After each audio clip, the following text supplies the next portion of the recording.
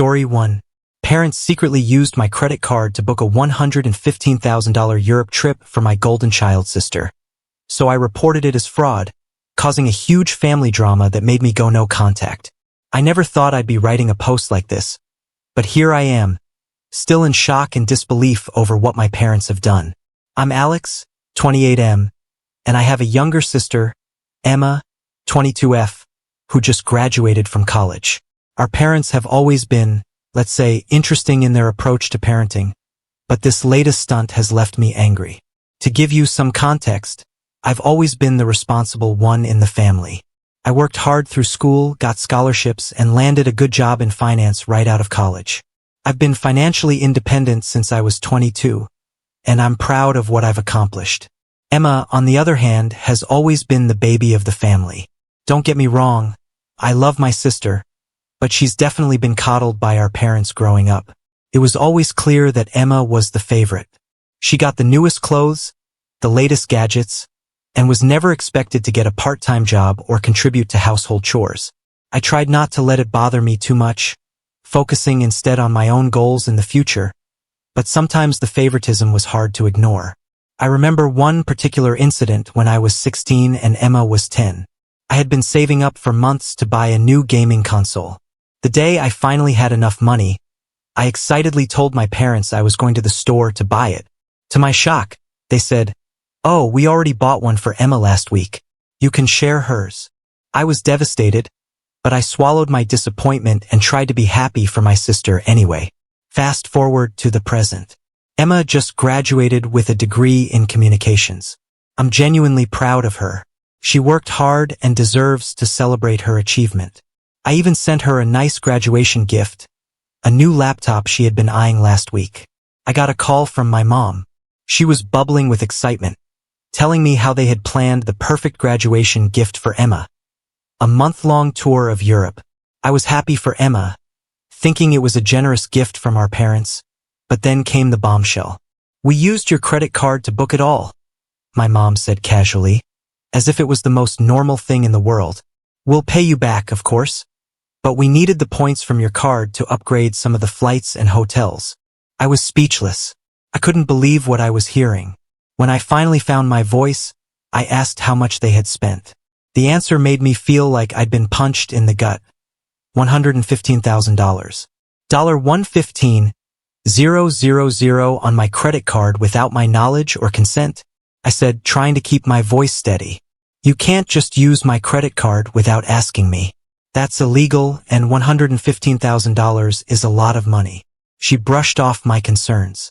"Oh, don't be so dramatic, Alex. It's for your sister's graduation. We're family, and family helps each other out. Besides, we're good for it. We'll pay you back eventually." Eventually? What did that even mean? And since when was $115,000 something to be casual about? I tried to explain to my mom why this was such a big deal. The impact on my credit score, the fact that I might need the credit limit for emergencies, the sheer violation of trust. But she wasn't hearing it. "You've always been so selfish," she said, her tone turning cold. "Can't you just be happy for your sister? This is her big moment, and you're trying to ruin it with your penny-pinching ways." I couldn't believe what I was hearing. I was being called selfish for being upset about an unauthorized $115,000 charge on my credit card. I ended the call feeling a mix of anger, hurt, and disbelief. Over the next few days, I tried to talk to my dad, hoping he might be more reasonable, but he echoed my mom's sentiments, telling me I was overreacting and that I should be more supportive of my sister. Emma, for her part, seemed oblivious to the whole situation. When I tried to talk to her about it, she just gushed about how excited she was for the trip and thanked me for contributing to her graduation gift. I felt like I was going crazy. Was I really the unreasonable one here? I decided to call the credit card company to dispute the charges, but to my horror, I discovered that my parents had used my card details that they had in case of emergencies to book everything online. The credit card company said that since I had given them my details, it wasn't considered fraud. Now I'm stuck with a $115,000 bill, a maxed-out credit card, and a family who thinks I'm being selfish for not wanting to fund my sister's extravagant vacation. I'm hurt, angry, and feeling betrayed by the people who are supposed to love and support me. I don't know what to do. Part of me wants to cancel the whole trip, but I know that would cause a huge family rift. Another part of me wants to just pay it off to avoid the drama, but $115,000 is a lot of money, and the principle of the thing really bothers me. Plus, I'm worried that if I let this slide, it'll set a precedent for future financial abuse. Am I overreacting? Should I just suck it up and pay for my sister's vacation? Or should I stand my ground, even if it means potentially damaging my relationship with my family? I feel lost and could really use some advice. Update 1. Thank you all for your supportive comments and advice. I was honestly shocked by the overwhelming response to my post. Reading through your comments made me realize that I wasn't crazy for feeling violated and angry about this situation. Taking your advice, I decided to take action. First, I called my credit card company again and escalated the issue. I explained the situation in detail, emphasizing that while my parents had my card details for emergencies, I had never authorized the specific use.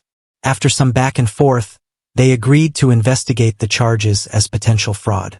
Next, I sent a group text to my parents and Emma, asking for a family Zoom call to discuss the situation. I wanted to give them a chance to make this right before taking more drastic measures. The call was intense, to say the least. I started by calmly explaining why their actions were not okay, the legal implications, the breach of trust, and the financial strain it put on me.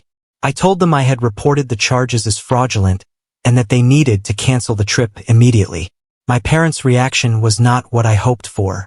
They were indignant, accusing me of being dramatic and trying to ruin Emma's graduation celebration. My mom went as far as to say, "We raised you, clothed you, and put a roof over your head.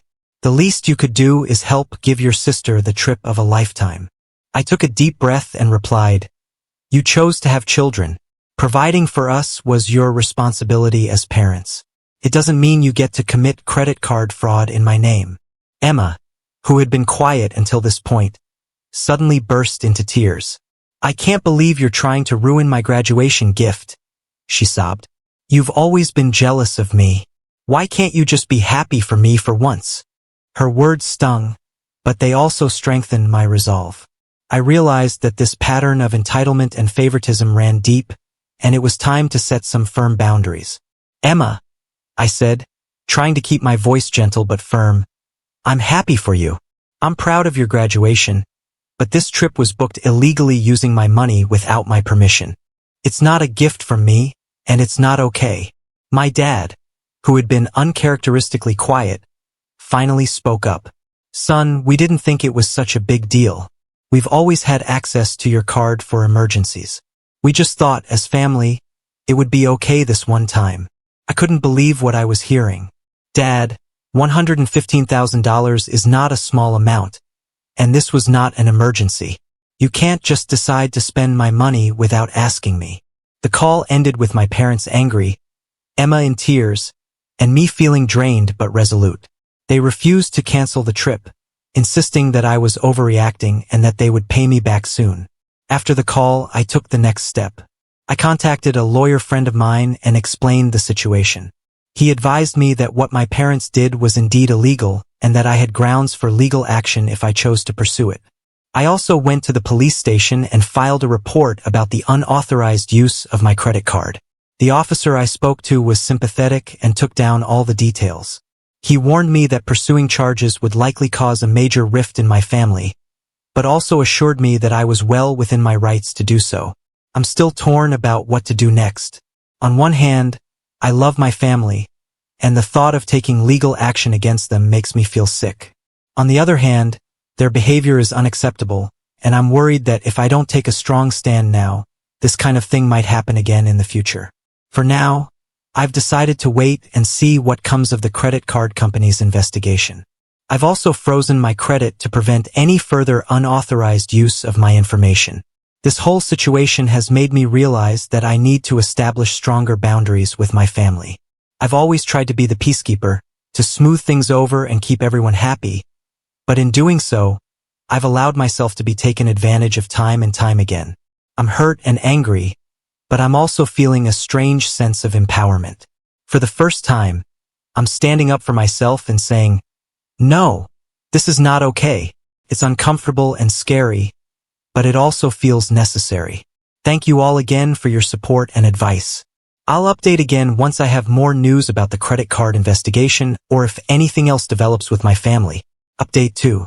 It's been a couple of weeks since my last update, and a lot has happened. I want to thank everyone again for their support and advice. Your comments have been a source of strength during this difficult time. First, the good news. The credit card company's investigation concluded in my favor. They agreed that the charges were indeed unauthorized and have reversed them. It's a huge relief to have that $115,000 burden lifted from my shoulders. Now for the family fallout. When my parents and Emma found out that the trip had been canceled due to the credit card chargeback, all hell broke loose. My phone was flooded with angry calls and texts. My mom left a particularly nasty voicemail, calling me a selfish, ungrateful son and saying I had ruined Emma's life. Emma took to social media, posting a tearful video about how her cruel brother had destroyed her dream graduation trip. Some of our mutual friends and extended family members started reaching out, asking why I was being so mean to my little sister. The situation was getting out of hand, and I realized I needed to set the record straight. I wrote a calm, factual post explaining what had really happened, how my card had been used without my permission, and how I had tried to resolve things with my family before taking action with the credit card company. The response to my post was mixed. Some people were supportive, expressing shock at my parents' actions. Others still felt I should have just taken one for the team and let Emma have her trip. It was eye-opening to see how many people thought it was okay to commit fraud as long as it was for family. A few days after my post, I received a surprising call from my aunt, my mom's sister. She was sympathetic to my situation and shared some family history I hadn't known before. Apparently, my mom had a pattern of financial irresponsibility and had taken advantage of family members in the past. My aunt encouraged me to stand my ground and offered her support. This conversation with my aunt made me realize that the issue ran deeper than just this one incident. It was a pattern of behavior that had been enabled and excused for years. I knew then that I had to maintain firm boundaries, not just for my own sake, but to break this cycle of financial abuse. I decided to take a big step. I told my parents that I would be going no contact with them for the foreseeable future. I explained that I needed time to process what had happened and that I couldn't trust them right now. I also told Emma that while I loved her and was proud of her achievements, I needed some space from her as well. Their reactions were predictably negative. My parents accused me of tearing the family apart. Emma cried and said I was punishing her for something that wasn't her fault. It was hard, but I stood firm in my decision. In the midst of all this family drama, I've been focusing on protecting myself from future financial abuse. I've changed all my passwords, closed the credit card my parents had access to, and opened a new one at a different bank. I've also started seeing a therapist to work through my feelings about the situation and to develop healthier boundaries. One unexpected positive outcome of this whole ordeal is that it's brought me closer to my aunt and a couple of cousins who reached out to offer support. It's nice to know that not everyone in my family thinks what my parents did was okay. As for Emma's graduation trip, I heard through the family grapevine that my parents are still thinking of sending her somewhere. Part of me feels guilty about her missing out on the Europe trip, but I keep reminding myself that it wasn't my responsibility to provide that for her. I'm still struggling with feelings of guilt and doubt. There are moments when I wonder if I did the right thing, if I was too hard, but then I remember the violation I felt when I discovered what they had done, and I know I made the right choice in standing up for myself. This experience has been a harsh wake-up call, but it's also been an important lesson in self-respect and setting boundaries.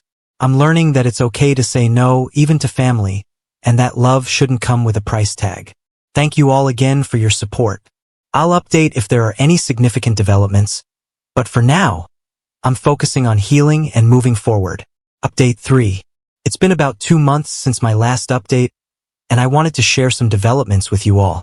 Your continued support and advice have been invaluable during this challenging time. First, let me address the most pressing issue, the legal situation. After much consideration and consultation with my lawyer, I decided not to press charges against my parents. This decision wasn't easy, and I know many of you advised me to take legal action. However, my lawyer pointed out that since the credit card company had reversed the charges, pursuing a criminal case would be complicated and potentially costly, with no guarantee of success. Instead, we've sent a formal cease and desist letter to my parents, warning them that any future attempts to use my financial information will result in immediate legal action. Now on to the family situation. The no-contact period with my parents and Emma has been both challenging and enlightening. It's given me time to reflect on our family dynamics and to work on myself. I've been consistently attending therapy, which has been incredibly helpful in processing my emotions and developing healthier boundaries. About a month into the no-contact period, I received an unexpected email from Emma. Unlike her previous tearful accusations, this email was surprisingly mature. She wrote that she had done a lot of thinking and realized how wrong our parents' actions were. She apologized for her initial reaction and for not standing up for me. Emma admitted that she had always known about the favoritism but had been too scared and comfortable to challenge it. I was cautiously optimistic about Emma's email but decided to take things slow. We've had a few phone conversations since then, and I can see she's genuinely trying to understand my perspective. She shared some of her own experiences with our parents' financial irresponsibility, which she'd previously kept to herself. It seems the canceled Europe trip was a wake-up call for her too. As for my parents, they've been less willing to accept responsibility. They've made several attempts to contact me, ranging from angry voicemails to guilt-tripping emails. My mom even showed up at my apartment unannounced one day, causing quite a scene in the hallway. I stood my ground and refused to engage, which was difficult but necessary. The extended family situation has been mixed. Some relatives have been supportive, particularly my aunt who initially reached out. She's become a valuable ally and source of support. Others, however, continue to pressure me to reconcile with my parents, using the "but their family" argument. I've had to distance myself from some of these relatives for my own peace of mind. On a more positive note, this situation has led to some unexpected personal growth. With the time and energy I used to spend managing my family's drama, I've been able to focus more on my own life and goals. I've taken up a new hobby, photography, and I've been spending more time with friends who respect my boundaries. I've also made some significant financial decisions. I've increased my contributions to my retirement accounts and started building a more robust emergency fund. This whole experience has really driven home the importance of financial independence and security. One particularly satisfying moment came last week. I received a promotion at work which came with a substantial pay raise. In the past, I might have felt obligated to share this news and the financial benefits with my family. This time, I celebrated quietly with a few close friends, feeling proud of my accomplishments without any guilt or pressure to share. As for Emma's graduation trip, I heard through my aunt that our parents ended up sending her on a 2-week tour of California. Emma apparently enjoyed it. Looking ahead, I'm cautiously optimistic. I've decided to extend the no-contact period with my parents for at least another 3 months. I need more time to heal and to see if they're capable of respecting my boundaries. With Emma, I'm open to slowly rebuilding our relationship, but I'm proceeding with caution and maintaining clear boundaries. This experience has taught me a lot about setting limits, standing up for myself, and the true meaning of family. I've realized that family isn't just about blood relations but about mutual respect, support, and love. The friends and relatives who have stood by me through this ordeal have shown me what real family looks like. I've also learned a valuable lesson about financial independence. I've always been good with money, but this situation has pushed me to be even more vigilant. I've set up additional security measures on all my accounts and have become more assertive in protecting my financial information, even from family members. There have been moments of doubt and sadness, especially during family events that I've missed due to the no-contact policy. Mother's Day was particularly difficult, but I remind myself that this separation is necessary for my mental health and personal growth. One unexpected outcome of this situation is that I've become something of a resource for friends dealing with their own family financial issues. Several people have reached out to me for advice on setting boundaries and dealing with financially irresponsible family members. It feels good to be able to help others navigate similar situations. As for my parents' financial situation, I've heard through my aunt that they're struggling. Apparently, they had been counting on using my credit for more than just Emma's trip. This has led to some arguments between them, with my dad blaming my mom for pushing too far with the credit card fraud. Part of me feels guilty knowing they're having financial difficulties, but I remind myself that their poor financial decisions are not my responsibility to fix. Emma has shared some insights into our parents' reaction to all of this. She says they still don't fully understand why I reacted so strongly. They see their actions as a normal part of being a family and can't comprehend why I'm making such a big deal out of it. This lack of understanding is frustrating, but it also reinforces that I made the right decision in distancing myself. I've been doing a lot of reflection on my childhood and early adulthood, recognizing patterns of financial and emotional manipulation that I had normalized. It's been a painful process, but also a liberating one. I'm learning to validate my own feelings and experiences without seeking approval from my parents. In terms of my personal life, I've started dating again. I had been hesitant to get involved with anyone while dealing with all this family drama, but I recently met someone who's been incredibly understanding about my situation. It's early days, but it feels good to be building a connection with someone who respects my boundaries and values. I'm also considering making some big life changes. I've always wanted to pursue a master's degree, but I put it off partly due to concerns about how it would impact my ability to help my family financially. Now I'm seriously looking into programs and considering taking the plunge. It feels empowering to be making decisions based solely on what's best for me and my future. As I write this update, I'm struck by how much has changed in just a few months. The initial shock and anger have faded, replaced by a sense of calm determination. I'm no longer just reacting to my family's actions.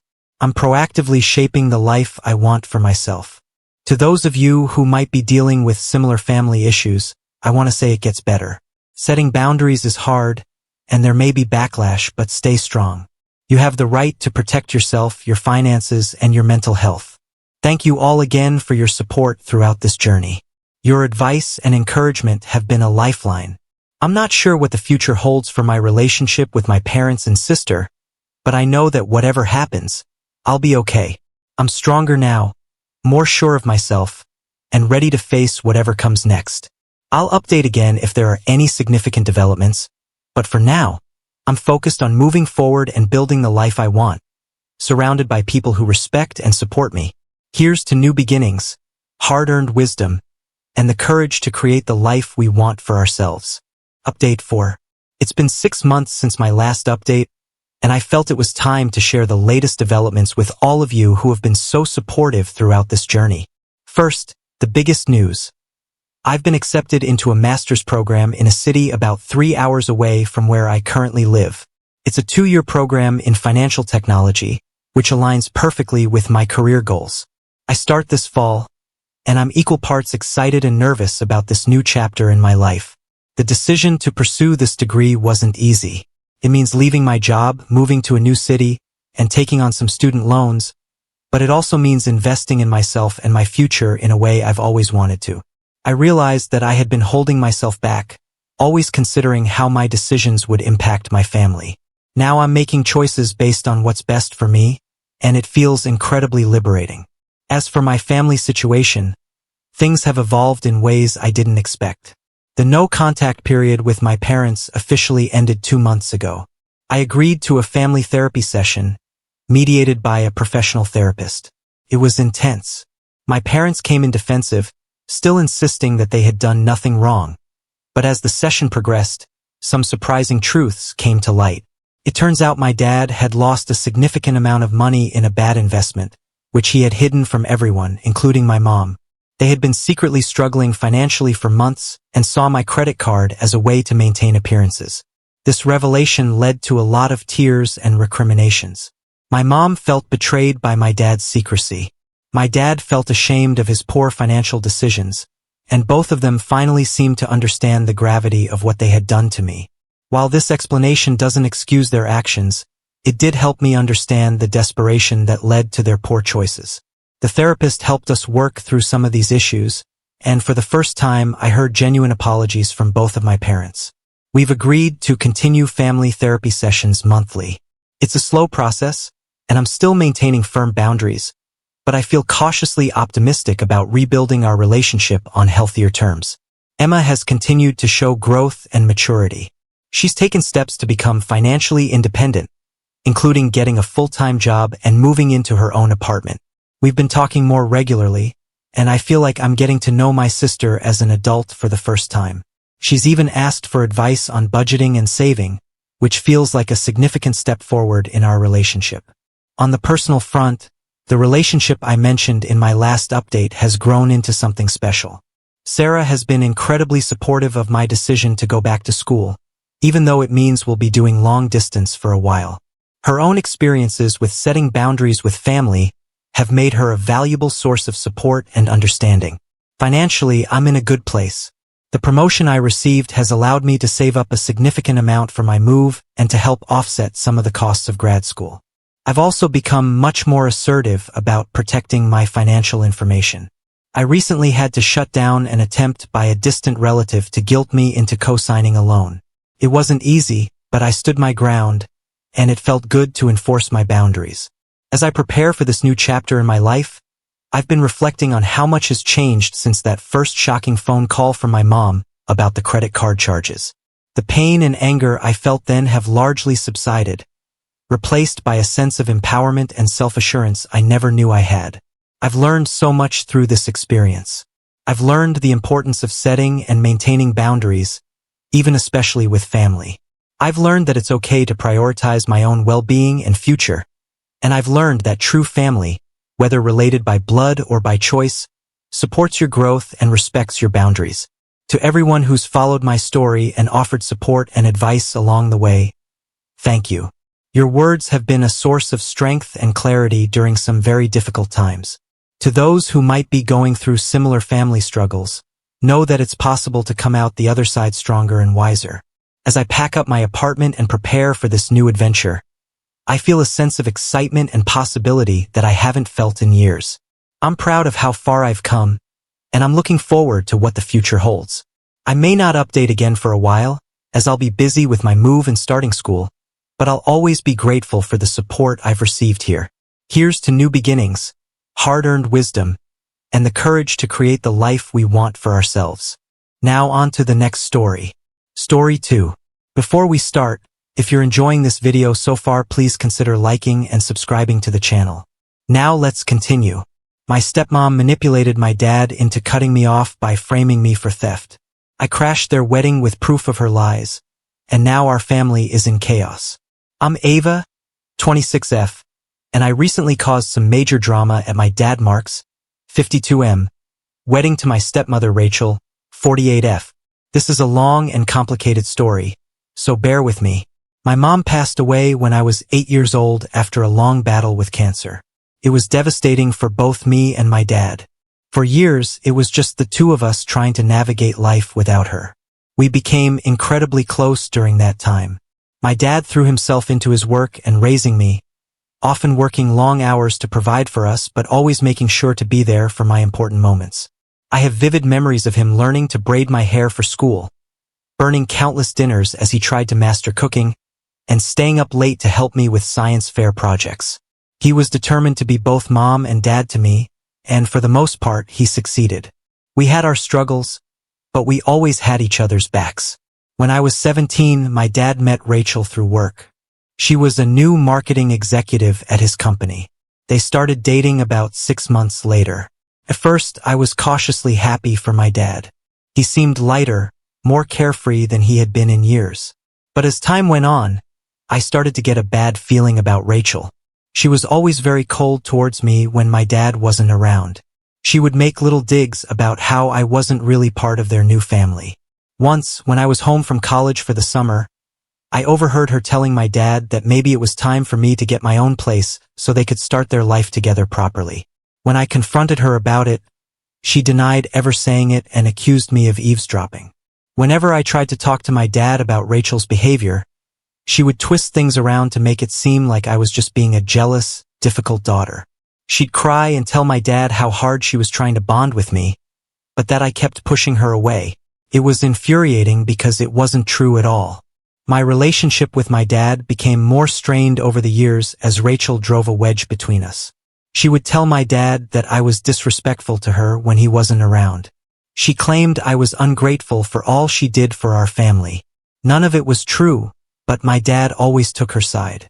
I remember one particularly hurtful incident when I was 21.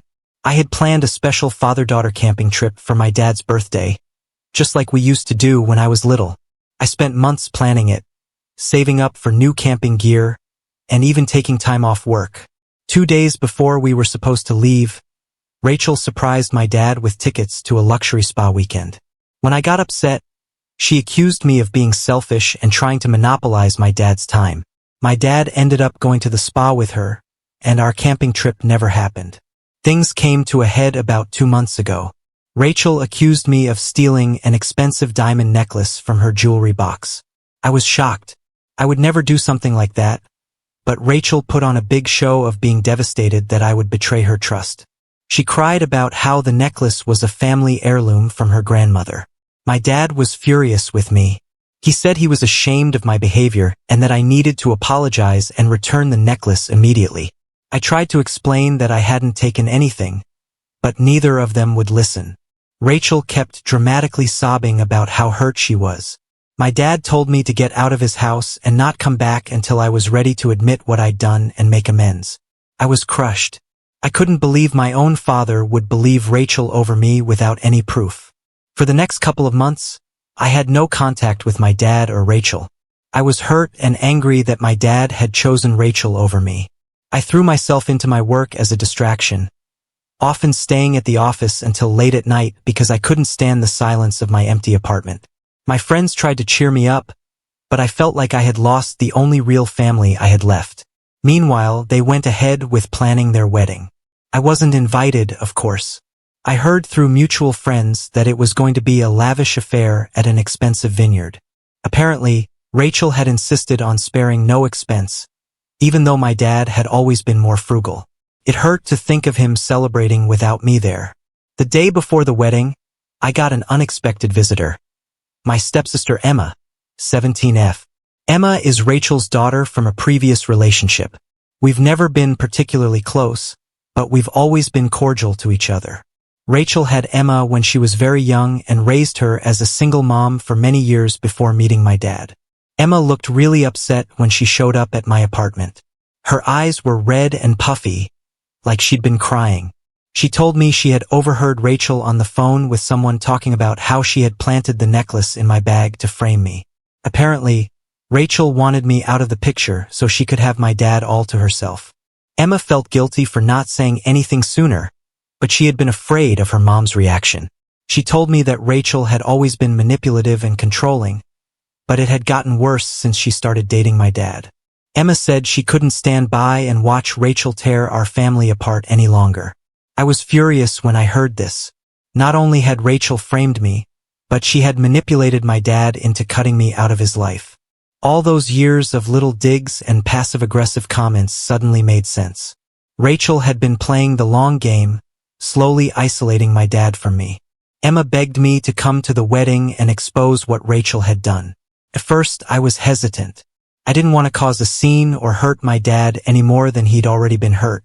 But the more I thought about it, the more I felt like my dad deserved to know the truth before he married this woman. The next day, I showed up at the wedding venue with Emma just as the ceremony was about to start. There were gasps from the guests when they saw me there in jeans and a t-shirt, a stark contrast to the sea of fancy dresses and suits. Rachel's face turned white when she spotted me walking down the aisle. I marched right up to the altar where my dad and Rachel were standing. My dad looked shocked to see me there. Before he could say anything, I told him everything. How Rachel had framed me for stealing the necklace, how she had been manipulating him for years, and how Emma had overheard her admitting to it all on the phone. Rachel started screeching that I was lying, but Emma stepped up and confirmed my story. She even had a recording on her phone of Rachel's incriminating phone call. My dad looked shell-shocked as he listened to the recording of Rachel laughing about how easy it had been to frame me. The wedding guests were all murmuring in shock. Rachel's family looked mortified. My dad's face was bright red. Whether from anger or embarrassment, I couldn't tell. He turned to Rachel and asked her if it was true. She burst into tears and started making excuses, but it was clear she had been caught. My dad called off the wedding on the spot. Rachel ran out of the venue sobbing dramatically, her white dress trailing behind her. The guests were all gossiping excitedly. My dad just stood there looking devastated and numb. I felt a little bad for ruining his wedding day, but I also felt like he needed to know the truth before making a huge mistake. Emma thanked me for exposing her mom's lies. She said she was glad she wouldn't have to live with Rachel's manipulation anymore. It's been a week since the wedding disaster. My dad still hasn't reached out to me. I'm not sure if he's angry at me for how I handled things or if he's just processing everything that happened. Part of me feels guilty for humiliating him publicly like that, but another part of me feels like he deserved to face the consequences of choosing Rachel over me all these years. So Reddit, am I the a-hole for exposing my stepmother's lies and affair at my dad's wedding? Should I have found a less dramatic way to tell my dad the truth? I'm conflicted about how I handled things. Update 1. It's been about a month since the wedding fiasco, and I wanted to give an update on the situation. My dad finally reached out to me last week. He asked if we could meet up for coffee to talk things over. I was nervous but agreed to see him. We met at a small cafe near my apartment, neutral ground for both of us. When I saw my dad, I was shocked by his appearance. He looked like he had aged years in just a month. There were dark circles under his eyes, and his clothes hung loosely on his frame like he had lost a significant amount of weight. He started off by apologizing profusely for not believing me about Rachel. He said he felt like a complete idiot for falling for her manipulation for so long. Apparently, after the wedding, he did some digging and uncovered even more of Rachel's lies. She had been cheating on him with multiple men throughout their relationship. She had also been stealing money from his accounts and running up credit card debt in his name. He discovered she had a gambling addiction and had been using his money to fund it. My dad broke down crying as he told me all of this. It was unsettling to see him so vulnerable. He said he was ashamed that he had chosen Rachel over his own daughter. He begged for my forgiveness and asked if we could try to repair our relationship. Part of me wanted to forgive him right away. Seeing my strong, stoic dad so broken was hard, but another part of me was still angry about how easily he had discarded me. I told him I appreciated his apology, but that I needed time to process everything before I could consider reconciling. We talked for a couple of hours, catching up on everything that had happened over the past few months. By the end, things felt a little less tense between us. We agreed to keep in touch and take things slow as we try to rebuild our bond. As for Rachel, she apparently left town shortly after the wedding. No one has heard from her since. My dad said he's working with his lawyer to untangle their finances and protect himself from any more of her schemes. He's also pressing charges for the theft and fraud. Emma has been staying with me since the wedding. She doesn't want anything to do with her mom right now. We've actually grown quite close over the past month. It's nice having a sister to talk to and hang out with. Emma told me more details about life with Rachel over the years. Apparently, Rachel was just as manipulative and emotionally abusive towards Emma as she was towards me. She would constantly put Emma down, criticize her appearance, and compare her unfavorably to other girls her age. Emma said she always felt like she was walking on eggshells around her mom. One particularly horrifying story Emma shared was about her 16th birthday last year. Rachel had promised to throw her a big party with all her friends. Emma was so excited. She spent weeks planning it. The day of the party, Rachel announced she was taking a last-minute trip to Vegas with her friends. She left Emma alone with no party and no explanation. When Emma tried to confront her about it later, Rachel gaslighted her and claimed they had never discussed a party at all. I feel awful that Emma had to deal with that toxic environment for so long. I've been trying my best to boost her confidence and show her what a healthy, supportive relationship looks like. She's really blossomed over the past month away from Rachel's influence. My dad has expressed interest in reconnecting with Emma as well. He feels guilty that he didn't notice how Rachel was treating her. Emma is hesitant but open to the idea of getting to know my dad better. They've had a few phone calls that seem to have gone well. Overall, I'm cautiously optimistic about the future of our little makeshift family. It will take time to heal all the wounds, but I think we're on the right path. I'm proud of myself for standing up to Rachel's lies, even if my methods were a bit dramatic sometimes. The truth needs to come out no matter how messy it might be. Update 2. It's been about 3 months since my last update, and a lot has changed in that time. My relationship with my dad has slowly but steadily improved. We've been meeting up regularly for coffee or dinner to talk things through. He's been going to therapy to work on his issues and has made a lot of progress in understanding how he allowed Rachel to manipulate him for so long. I've opened up to him about how hurt I was by his actions over the years. It hasn't been easy, but I think getting everything out in the open has been healing for both of us. We're not back to where we were before Rachel came into the picture, but I can see us getting there eventually. Last week, we finally went on that camping trip I had planned years ago. It was bittersweet but also cathartic. We spent hours talking around the campfire, reminiscing about Mom and the good times we had as a family. For the first time in years, I felt like I had my dad back. Emma is still living with me and thriving. She's really out of her shell these past few months. She joined the school drama club and landed the lead in the spring play.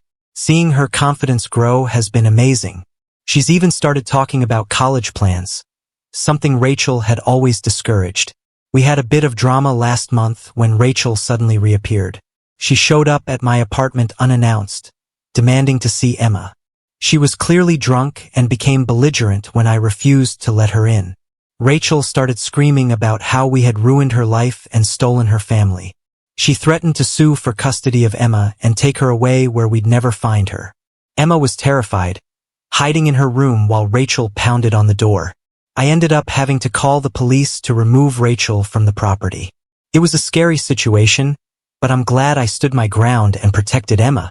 The officers who responded were very understanding and helped us file a report. Emma was really shaken up by the whole incident.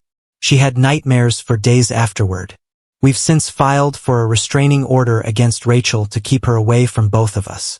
The court hearing is next month, and I'm nervous but hopeful that it will be granted. My dad was furious when he heard about Rachel's antics. He's been looking into legal options to protect Emma from Rachel's potential attempts to regain custody. Emma has made it clear she wants nothing to do with her mother, but we want to make sure all our bases are covered legally. On a brighter note, Emma and I have officially started the process for me to become her legal guardian. It's a big step, but one we're both excited about. Emma says she finally feels like she has a real family with me. The day she asked me if she could call me her sister instead of her stepsister, I cried happy tears. My dad has been supportive of the guardianship process. He's offered to help out financially to make sure Emma has everything she needs. It's nice to see him stepping up and trying to make amends. He's been spending more time with Emma too, taking her to movies and helping her with her college applications. There have been some challenging moments as we all adjust to our new family dynamic. Emma struggled with some abandonment issues after Rachel's reappearance. My dad and I still have moments of tension when old hurts resurface, but we're all committed to making this work and supporting each other. Looking back, I don't regret exposing Rachel's lies at the wedding. As dramatic as it was, it needed to happen. Who knows how much more damage she could have done if she had actually married my dad. I hate that my dad and Emma had to go through so much pain, but I believe we're all stronger for having weathered this storm together. I'm proud of how far we've all come in just a few months. There's still work to be done, but I'm hopeful about the future. We're taking it one day at a time, focusing on healing and rebuilding trust. It's not always easy, but it's worth it to have my family back. Now on to the next story. Story 3. I just love my wife and I feel 100% fine about it. 10 years ago, I thought I had the perfect life. A 6-figure job, a beautiful wife, a clean house, 2 new cars, and a child on the way. My job made me happy and I was good at it and the stability was great. My wife loved me for me and ignored my flaws as I tried to perfect them. In turn, I adored her and we seemed to be the perfect couple. People would always compliment us and talk about how envious they were of our relationship and everything. Kept getting better. I kept getting promotions, the kids, now 3, were born, and we eventually moved from an ordinary house to an incredibly nice one. My wife was doing very well in her career, optometrist, and we took fun vacations every year. Again, I thought I had it made. I don't know how this would have prompted it, but in early 2015, I bought her a Tesla for her birthday. She hadn't gotten a new car since 2008, and I kept getting new cars. Therefore, I surprised her. She loved it, loved me. I remember spending that entire day just taking rides in it and figuring out how all the gadgets and icons worked. It was complete downhill from there. I don't know how that would have triggered anything, but in the months following, she became increasingly distant from not only me but from her children. My oldest, 10, female, in particular felt hurt by this and would often try to ensue conversations with her mother in order to get her talking. Some days this would work and she would be pleasant. Others, it would have had the opposite effect.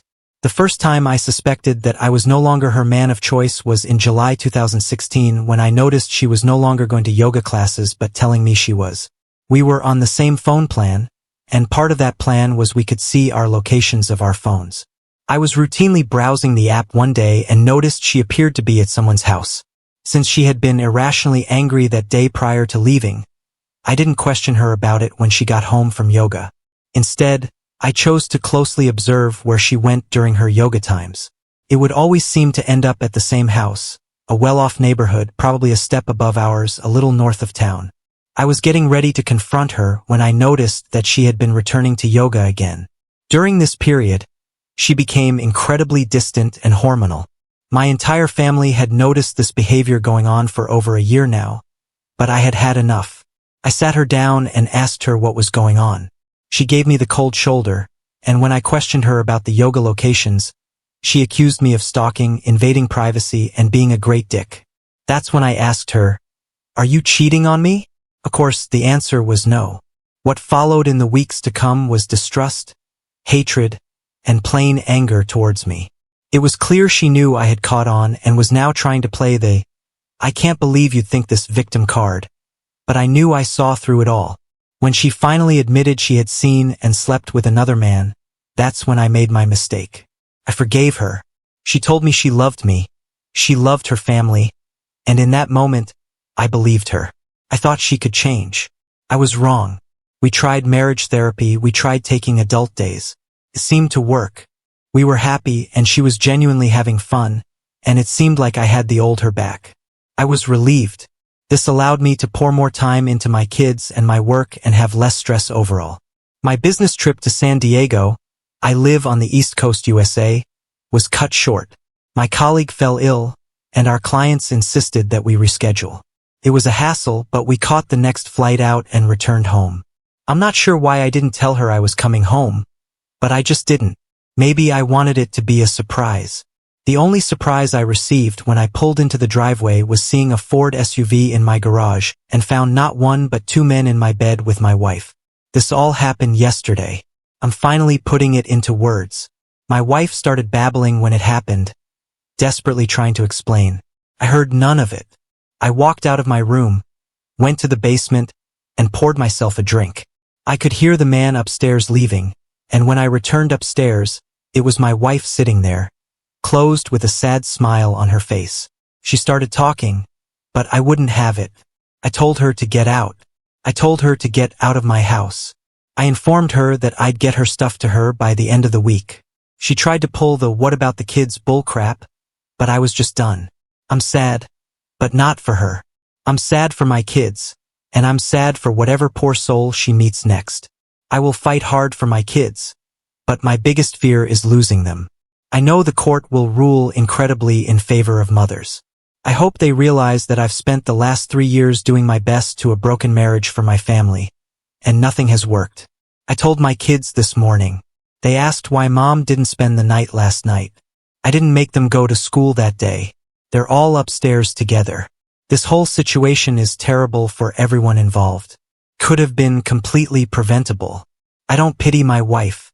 I hope that she has one label for the rest of her life. Cheater. I wanted to follow her. I want people to know she's a prominent optometrist in our area. This could very well hurt her business if word spreads, which it very well may. I thought you should know. A happy update. Greetings again. Not sure if you remember me. I posted here around 2 months ago with the story of how I caught my wife cheating and what it did to our family. I was incredibly distraught, but as of July 13th, 2018, our civil court case is officially concluded. It was a quick and easy process, and I was victorious in everything. I'm not sure if this violates any rules, so mods, please feel free to remove, but I figured since I received such positive support from my last post, it would be my duty to post an update. Please feel free to skip over the long paragraphs if you don't want to read. I'll post a too long didn't read at the end. 2 months ago, I came home from a business trip to find my wife in bed with 2 men. This was after multiple years of her deliberately deceiving our family, and I was foolish enough to take her back after I already caught her cheating with someone much older and much richer than me. After telling her to get out, she became hostile and threatened to take my kids away from me. I was beyond concerned at this point. I've heard horror stories in the courtrooms about mothers getting their way no matter what, so I had no idea what to expect. I had to take time off from work this summer because I was consistently feeling sick and couldn't deal with the thought of my ex-wife watching over our children. If they grew up anything to be like her, I'll consider myself a parental failure. I put in my plea for full custody and officially filed for divorce on May 21st, 2018. I hired a lawyer, my best friend at work, who initially tried to do it all for free after he heard what happened, but I simply wouldn't feel right and he hopped on the case together. We went through my phone records, her phone location records, and gathered everything we possibly could to build our case. Court ceremony began on July 12th, the week after my kids and I returned from our vacation. I did not take them out of state per my lawyer's advice, but it was a good little distraction. My 10-year-old daughter, oldest, seemed to be emotionally stable enough to answer some questions by both lawyers, even after I requested her not to have to deal with this whole thing. She stated how my ex-wife had been difficult and paranoid for the last year, but she had learned to live with it, which is something no child should have to experience. However, the thing that tipped the ceremony was her announcement of moving to Southern California, which would mean the kids would have to pick. All 3 of them picked me. Her lawyer tried to argue that I was sabotaging them, influencing the kids to pick me over her, but the answer was clear. They wanted to stay in the same house with the same friends in the same school. The court ruled in favor of them living full-time with me. They were ready to visit their mother whenever they please, as long as the state is not extended 14 days without me. In addition, she is no longer allowed on my property, and that includes our South Carolina residence, my plot of land in Boulder, and any one of the office buildings that my company operates out of. My parents and immediate relatives have also put in a request so that she does not enter any of their homes as well. Ultimately, I'm completely relieved. It's the least stressed I've been in the past 3 years. It's a little sad knowing my marriage failed, but I realized I'm not responsible for that, and I'm going to take these next couple of years to myself and devote my time to my children. Now on to the next story. Story 4. My entitled sister wants to steal our deceased grandmother's apartment out from under me, so the guy she's cheating on her husband with can move in instead, and she can see him easier. I just needed a place to complain because I'm upset, so it's cool if nobody sees this. Replies, sir, if you do read this and things make no sense, no promises to be coherent. Anyways, hold on to your hats and get ready for a train wreck, fellas. My sister, mid-30s, is probably the worst case of entitled I've ever seen. She's always the victim, can do no wrong, and the world owes her for her imaginary suffering. This time, however, she's reached a new freaking level. She's recently confessed to her mom and me that she started dating someone behind her husband's back. And to be honest, her husband is also a ginormous dirtbag, but just leave the guy, okay? I don't think anyone deserves to be cheated on, and even though he totally freaking sucks, an affair doesn't constitute as some kind of just punishment. It's messy, gross, and not worth it. Save everyone the extra headache. Now, our grandma passed away at the end of August. It hasn't even been a month since she passed, and since she was terminally ill, we did have time to discuss some things and make arrangements for others. She lived in an apartment that's attached to our mom's house, and we had talked about me moving into it after Grandma passed. Everyone thought it was a good idea because my grandma had things like no-slip railings, kitchen tools, gadgets for arthritic hands, etc., and I'm also disabled and could benefit from the same equipment. Come to find out, my piece of crap sister thinks that it'd be a cool idea to have her marital affair move into our mom's property instead. so she can use our mom as some kind of cover for her affair. And I am absolutely repulsed and livid. We were all just starting to let my sister come around again because after Grandma passed, she seemed like it had really affected her, and she was really turning over a new leaf. But it's all because she wants her boyfriend to move in. I don't think anyone is going to fly with the idea. I just can't believe that she even thought it would be a viable option and something that she could even suggest to us. Why don't you just assume that we'll help her cheat on her husband? I want no part of it. I will not be an accomplice. Also, her justification for suggesting he move in is because the original poster doesn't seem to be in much of a rush to get up there. Like, yeah, I found our grandma deceased less than a month ago. Sorry, I haven't been in a hurry to erase Grandma from her home. Sorry, I haven't been sorting through all of her belongings and getting them ready to be rehomed or donated. I wish I could keep every trace of her, and the fact that I have to get rid of anything at all hurts, and I'm sorry. I'm sorry I haven't done it yet, but maybe try having a little freaking empathy. I've decided that I'm kicking my sister out of my life again. Each time I think she's capable of changing, she shows that she's still the same horrible, selfish person, and I'm done falling for the charade. Have fun with the inevitable divorce proceedings. Good luck explaining all this bull crap to your kids, too. Update. There were so many good points made in the last thread that my mom and I hadn't really thought of, such as my sister potentially getting kicked out and needing somewhere to stay, waiting until after I have moved to tell her husband about their affair, ways to tell him, etc., and all of these things have been taken into consideration moving forward. My family and I have begun going through Grandma's belongings, and it's definitely been bittersweet because it hurts to see her things go and her existence dissipate even more. But we've also found so many family photos and keepsakes and overall good memories. I even found a box that belonged to my great-grandpa, and it had his pocket watch and a locket with a photo of my great-grandma in it. My sister did manage to bully her way into the apartment for a few hours so she could pick out what keepsakes she wanted. But joke's on her because I hid all the things Grandma wouldn't have wanted her to take. She walked away with not much more than a decorative bowl. She is starting to drop the narrative that her boyfriend can move into the apartment now that she sees that we are serious about me being the new tenant. But she did make some little comments to let me know that it's not forgotten. She can plot all she wants, though, because we're installing a security system and changing locks, so if she thinks she can sneak in or try to get her hands on anything else, she is sadly mistaken. My mom and I have decided that after I'm all moved into the apartment, we're going to tell her husband the truth about the affair and offer our support to him and the kids and do whatever we can to help. Whether it's emotional support, babysitting, whatever we can do to make things easier when my sister's infidelity is brought to light.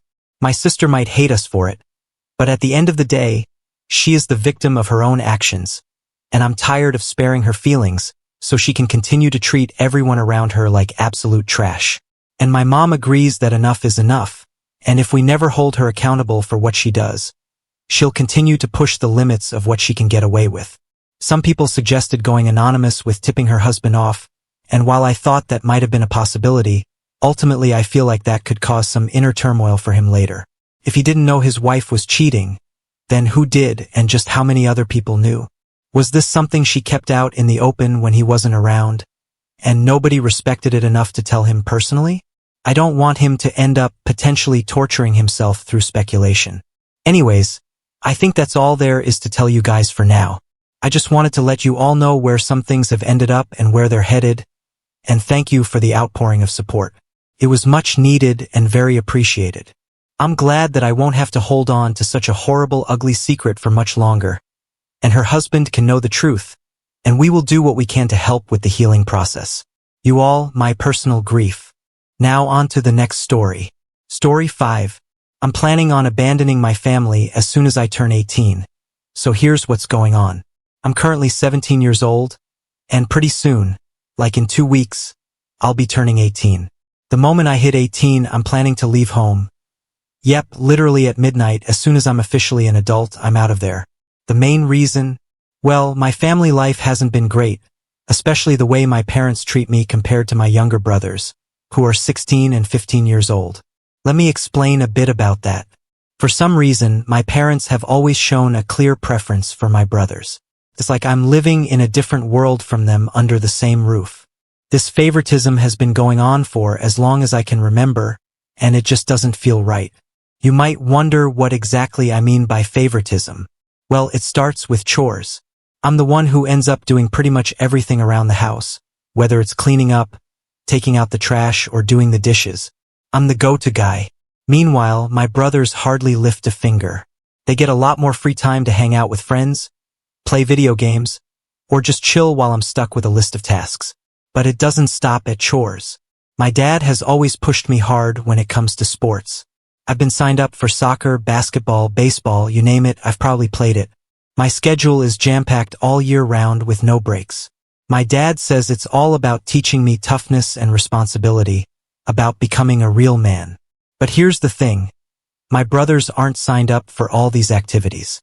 They get to choose what they want to do, and they definitely don't have their schedules filled to the brim like mine. I've tried talking to my parents about how unfair this feels, but it doesn't really change anything. They just don't see it the way I do. That's why I've decided that as soon as I turn 18, I'm going to start making my own choices and living life on my terms. I want to find a place where I can set my own rules and maybe, for once, not have to worry about an endless list of chores or sports. I'm not even sure I want to play now. About my brothers, the situation is pretty frustrating. They basically have a very relaxed life compared to mine. They spend most of their time playing video games day and night, and they hardly ever go to school. I'd say they miss school about 30% of the time. Despite this, my parents treat them like they can do no wrong. They're really spoiled. Every birthday, Christmas, or any holiday, they end up with piles of gifts, accumulating thousands of dollars and stuff over the years. On the other hand, things have been really different for me. When I turned 12, my parents told me I wouldn't get any more gifts, just the bare essentials. Anything else I wanted, like a smartphone or anything extra, I had to pay for it myself. They were very strict about this. Don't ask for anything. Because of that rule, I couldn't even get a phone or anything nice for myself until I was 16, and that was only because I finally found a job that paid decently. Before that, I struggled to find any kind of job that paid well enough to afford things on my own. And there's more. They expect from me. My parents have made it clear that they expect me to look after my younger brothers, even when I'm an adult. It feels like they see me more as a third parent or another caregiver rather than their son. This is just another reason why I feel pushed to the edge and why I'm planning to move out as soon as I can. I need a space where I can live on my terms, free from these unfair responsibilities and expectations. Adding to everything else, my younger brothers have made it clear they have no intentions of going to college or working at all.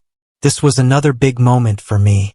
Despite their lack of ambition, my father still managed to lay a heavy guilt trip on me, telling me, "We kept you alive. You owe it to us." That really hit me the wrong way. His words felt like a final straw. So I've made a decision. It's pretty drastic, but it feels necessary. When I leave, I'm going to leave behind a letter that doesn't hold back on my feelings. I plan to change my phone number, my email addresses, basically anything that could be used to contact me. I'm cutting ties completely because I need to move forward without their constant negativity dragging me down. Honestly, I think my brothers are going to have a tough time in the future. They don't know how to handle real-world responsibilities. They've never had to. But I've reached a point where I see that is not my problem anymore. It's on my parents now. They chose to spoil them, and now they can handle the consequences. I'm even at a place mentally where I think if my parents end up struggling financially because they have to support my brother's lifestyle, that's a result of the choices they made. It might sound harsh, but I've run out of sympathy for them after everything. I'm just ready to leave and not look back, regardless of what happens to them. Amidst all the unfair treatment and tough experiences at home, there's one silver lining. I've learned how to fend for myself. The rough times have actually prepared me well for independence. I'm ready to take on life on my own terms, and I've got some big plans they don't even know about.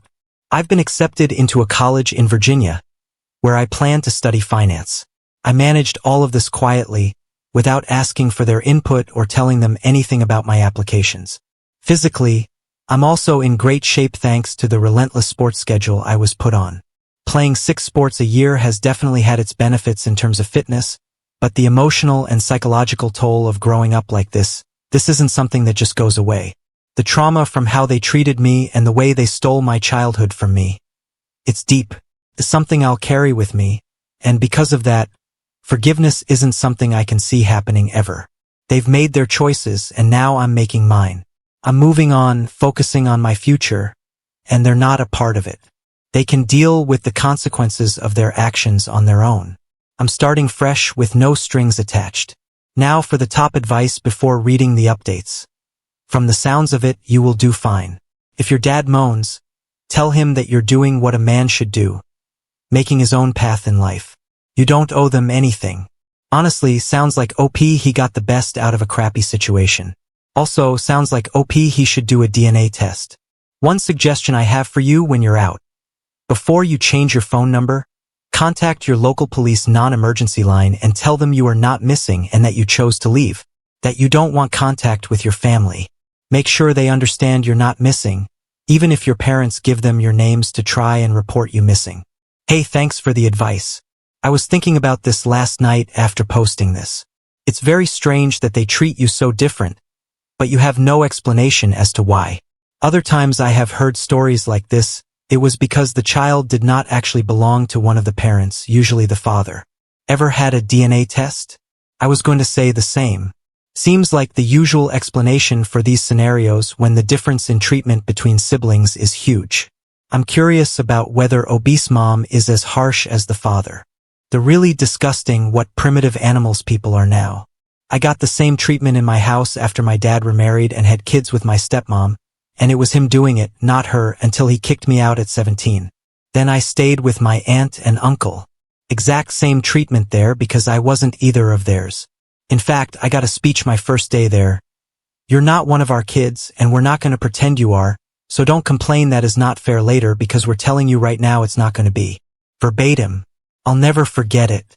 They seemed to go out of their way to humiliate me and make sure I was subordinate to their younger, very poorly behaved, spoiled, rotten kids. Went out somewhere once and left their 12-year-old son in charge of me, 17 at a time. Normal people hire a 17-year-old they're not even related to be in charge of their children when they're away, but they had to make sure I and their kids knew how worthless I was. Amazing.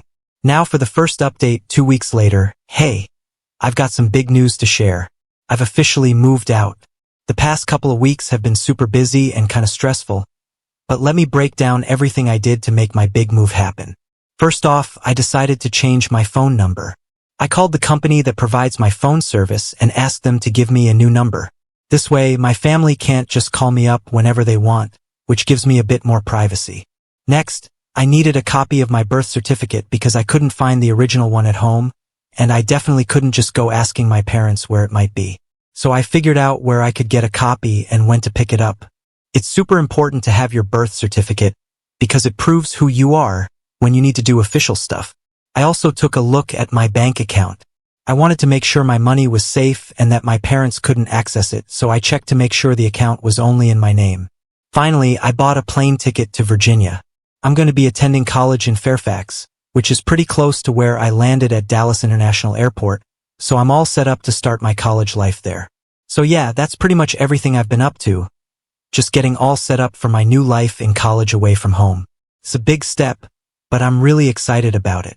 So, first things first, I made a late-night call to one of my cousins who I'm really close with. I asked him if he could pick me up around 12:30 in the morning. He's a pretty cool guy, and he totally got why I wanted to leave. He even told me he was proud of me for making a big move to better my life. Felt good to have his support. After I hung up, I waited until everyone at home was asleep. That's when I quietly packed up all my stuff. I didn't take a lot, just the essentials because I needed to make a quick and quiet exit without waking anyone up. I also left a note for my family. I kept it really short and to the point. I just wrote that I was heading off to college in Alamo, California, and that I wasn't planning to come back. I figured a short note was best because I needed to say what was important without any fuss. When my cousin arrived, I was all ready to go. We didn't head straight to the airport or anything. First, we drove to the local police station. I thought it was important to let them know that I was okay and that I was leaving home on my own choice. Now that I'm 18, I showed them my ID to prove who I was. I told them I wasn't missing or anything like that. I was just starting a new chapter in my life on my own terms. So that's how I set off on my new adventure, with everything done right and by the book, and with a bit of help from my awesome cousin. It was a big step, but I was ready for it. After you spoke with the police, making sure they understood your situation and that it was your choice to leave, you managed to grab a few hours of sleep at your cousin's place. That bit of rest must have been much needed before your early morning flight. Flying out of New Orleans International at 6 a.m. must have felt surreal, knowing you were starting a whole new chapter. Now you're sitting in your college dorm, a whole 950 miles away from home. It's fantastic that you're feeling happier than ever. That's exactly how it should be when you're starting out on your own. College is a great time to meet new people and really enjoy your youth, just like you said. It's also super cool that your story got so much attention online and that you received a ton of support and advice from others. It's always a little surprising, but also really heartwarming to see how many people your experiences can touch. Thanks for sharing how things are going, and definitely keep everyone updated. I'm sure plenty of people are rooting for you and would love to hear how you're doing as you settle into college life. Enjoy every moment of this new adventure. Second update. Hey, so it looks like my last post really got a lot of attention, and a ton of people have been messaging me asking what's been going on since I moved out.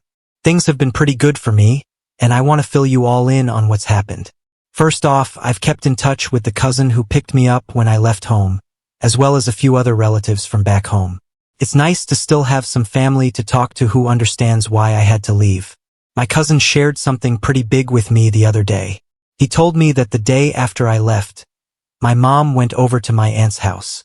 She was really upset and tried to tell my aunt a sad story about how shocked she was that I would just leave like that.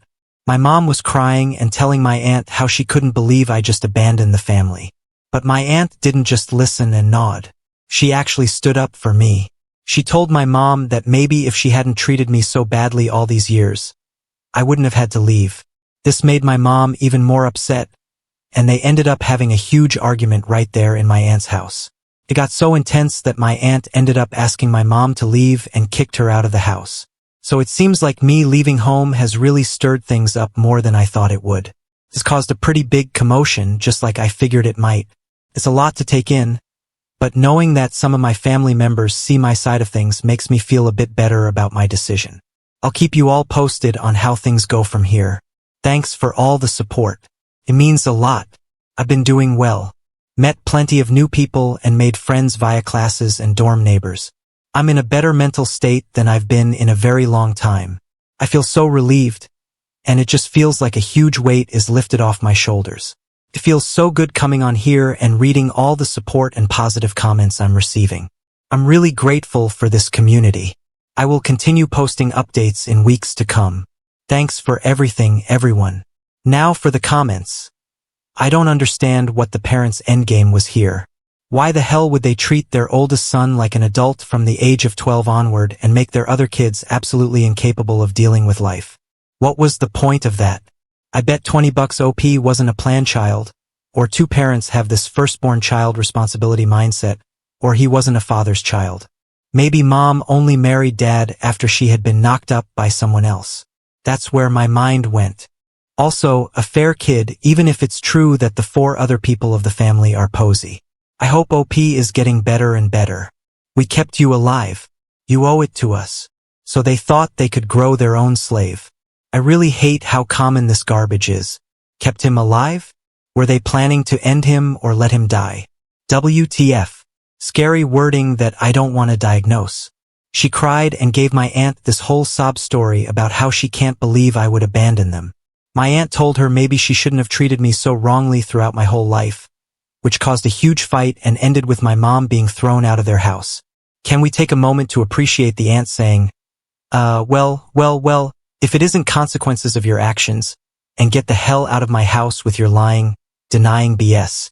Yeah, the aunt and cousin are also some real stars here. It's good that OP wasn't entirely alone in that family, even if his immediate one sucked.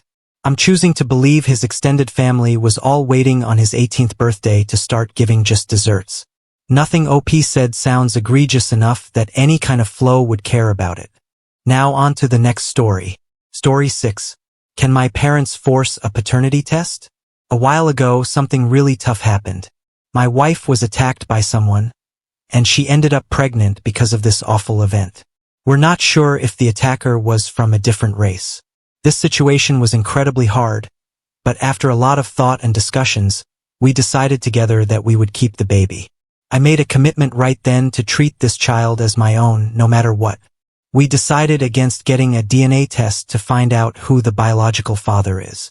We made this choice because we thought knowing the truth might create a lot of pain and could potentially damage the strong bond between my wife and me. It felt like the right thing to do to protect our family's peace and privacy. However, I ended up making a pretty big mistake. After our daughter was born, I accidentally mentioned to my parents that there's a possibility the baby might not be mine biologically. I realized right away that this was a mistake and tried to correct what I said, but the damage was done. My parents kept asking more questions and wouldn't drop the issue. Eventually, my wife felt she had no choice but to sit down with them and explain the whole situation, hoping to clear the air. It was a very hard conversation because my parents didn't take it well. They didn't believe her explanation at all. Instead, they started to think that she had cheated on me and was now just taking advantage of me. This was really hurtful to hear because it's so far from the truth. Since then, things have gotten even more complicated. My parents are pushing really hard for me to get a DNA test. They think that finding out whether I'm the biological father will somehow settle things. They're even talking about leaving my wife if the results show I'm not the dad. But I don't want to take the test or leave my wife. I love her and our daughter, and I've promised to stand by them no matter what. Even more, my parents have threatened to take legal action to force a paternity test. They've made it clear they want me to walk away from my wife, regardless of what any test might say. This whole situation has put me in a very difficult position, but I know what my heart says. I've decided that if my parents can't accept my decision and continue to cause us pain, I might have to stop talking to them to protect my wife and daughter and preserve our family's happiness. This isn't what I want, but it feels necessary under the circumstances. But is there any way that they can legitimately force me to do a paternity test? Is there something I can do to prevent this or fight them? Now for the top advice before reading the update. Your parents have no standing or say in this matter and cannot compel you to do a paternity test. But they could take a sample from the child on the sly and test whether they're genetically related to him, her, which would have the same result for your wife's relationship with a child at the end. Yes, OP might not want them to have access to his kid and maybe block all contact with his parents. They cannot compel a paternity test. It's probably wise to deny them any access to your daughter. They might try to swab her and have a test done. They wouldn't necessarily need a sample from you. They could test to see if she was genetically related to themselves. They probably wouldn't be able to take any legal action with her results, but it still seems like something you would prefer to prevent. Added to the ad, you should be aware that if your daughter is not biologically related to you, she will likely discover someday with lots of genetic testing opportunities now available. It's not as possible as it once was to keep genetic sanguine these skeletons in a closet. If she's a baby now, it will be many years before this is likely to be an issue, and it won't change your legal paternity. But as she approaches adulthood, you and your wife should decide if you'd rather discuss it with your daughter or risk her finding out another way. This is scary. We will keep this in mind. Nothing your parents want in this situation is relevant in your shoes. If you're up for confrontation, I would be very tempted to sit down and explain that if they did not drop this, not only will they not have a relationship with their child, but they also will not have a relationship with you because you are not willing to tolerate this inappropriate intrusion in your personal life. People don't like having boundaries enforced on them, and this conversation will end badly. However, once your parents have cooled down, either they will accept your decision or they won't. If they don't, then follow through. Legally speaking, they have no standing. They'd have to be either of the purported fathers to do that or to have some kind of legal rights, such as guardianship, to look out for the father's rights.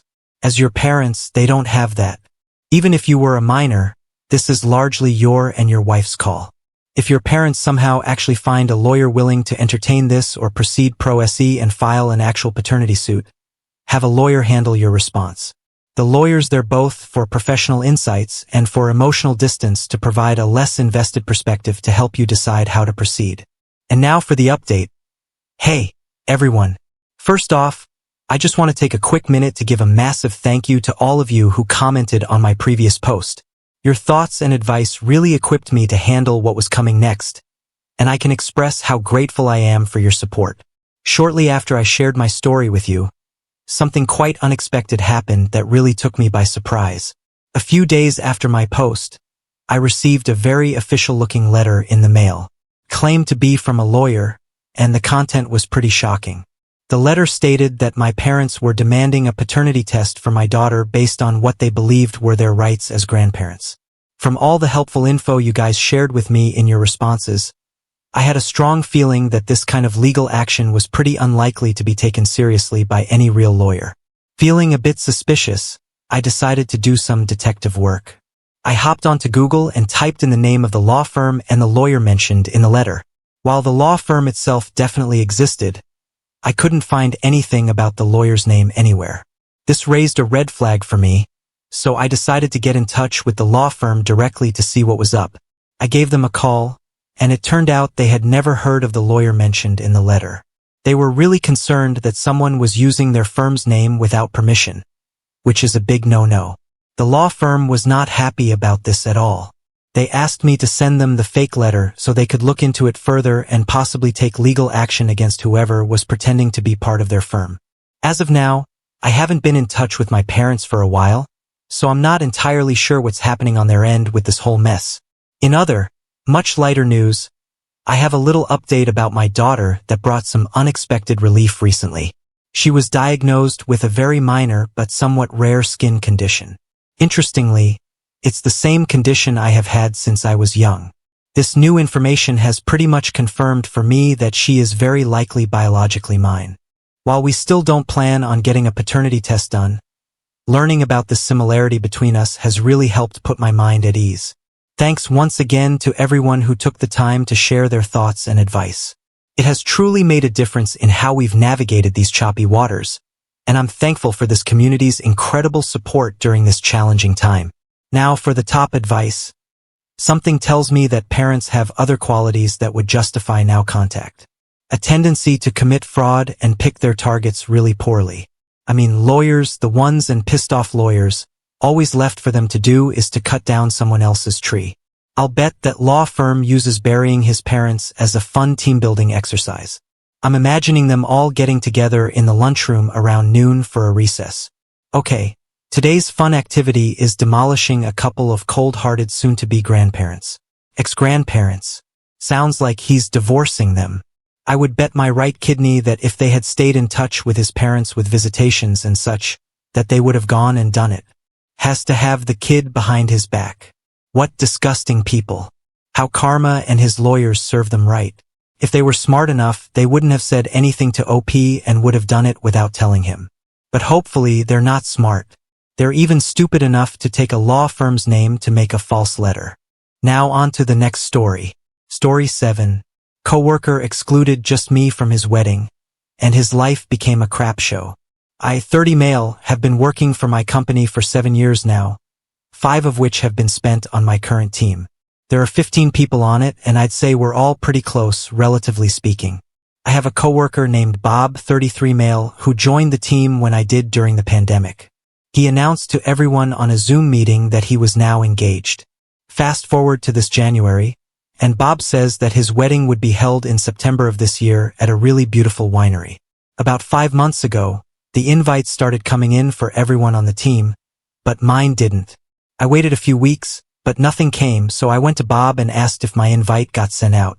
He gave me a solemn look and then told me that I wasn't invited because of a spacing issue. He said he tried to make it work but just couldn't and hoped I didn't take it personally. He also said I'd be sure to get wedding favors and a piece of cake. He also asked me to keep it to myself and please not make a big deal out of it. I honestly didn't know what to say, so I guess I just said okay and walked away. I won't lie, I was upset. I hate feeling excluded, and it was doubly worse because everyone else on the team was going except for me. And honestly, I really like weddings. They're usually very fun. I kept it to myself, but I wasn't happy. The day of the wedding came 3 weeks ago, and it went by without a hitch. Everyone on my team had a grand time and said it was beautiful. The food and party were great as well, and apparently, everyone got a dozen fresh apple cider donuts to take home. I never did get that cake or wedding favors, by the way. At work the following Monday, my team member Sherry told me that everyone was confused as to where I was. Apparently, Bob said I was sick and couldn't make it. I was confused and then pissed. I straight up told her I wasn't invited and left it at that. She looked shocked and asked me to confirm, and I said yes, I wasn't invited. Well, Sherry told someone because about 5 people asked me if I wasn't invited, and I said it was true. Today was Bob's first day back from his honeymoon, and it must have gotten back to him that I spilled the beans. He approached me in the break room, and he was upset that I told Sherry and that it wasn't a big deal I missed the wedding. I said, "How would you like to be excluded from something everyone else is going to?" We went back and forth for a bit before Bob walked away. I was pretty upset. So upset that my project manager came to ask me if I was okay because she heard about me not being invited. I didn't want this to go this far, so I said yes, but other team members came up to me and said that Bob should have invited me and it was wrong he didn't. Look, I realized that it was his wedding day, and he's allowed to invite who he wants, but I'm allowed to be upset that I wasn't invited, right? So Reddit, am I the jerk for telling people I wasn't invited to the wedding and being upset about it? More info. All my team got +1s.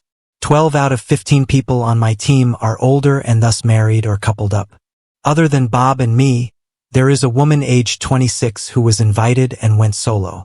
Now I'm starting to think the wife didn't want me there, but I can't fathom why. We met at a work Christmas party, and all we talked about was Super Mario Maker and Breath of the Wild for 15 minutes. I don't think she could be interested in me. I mean, she did add me online to download some of my levels for SMM, but other than that, I haven't seen or heard from her in 3 years. Maybe she just likes my level of construction LOL. Also, for those of you wondering, I'm just as pasty white as they are and have nothing that makes me out of the ordinary. There are other people on my team who are POC and were invited, as well as a lot at the wedding from what I've seen in pictures. Now, I wouldn't say I'm classically attractive. I'm no Jimmy G. Apollo, but I'm tall, 6'4", and I lift, so I have a lean figure. So to answer everyone's question, I do well in the dating department. I'm straight if I can say that without making me sound like a total self-absorbed douche. And Bob isn't a bad-looking guy at all. He's shorter than me but is still tall and has excellent conversation. I can't imagine he'd be threatened by me.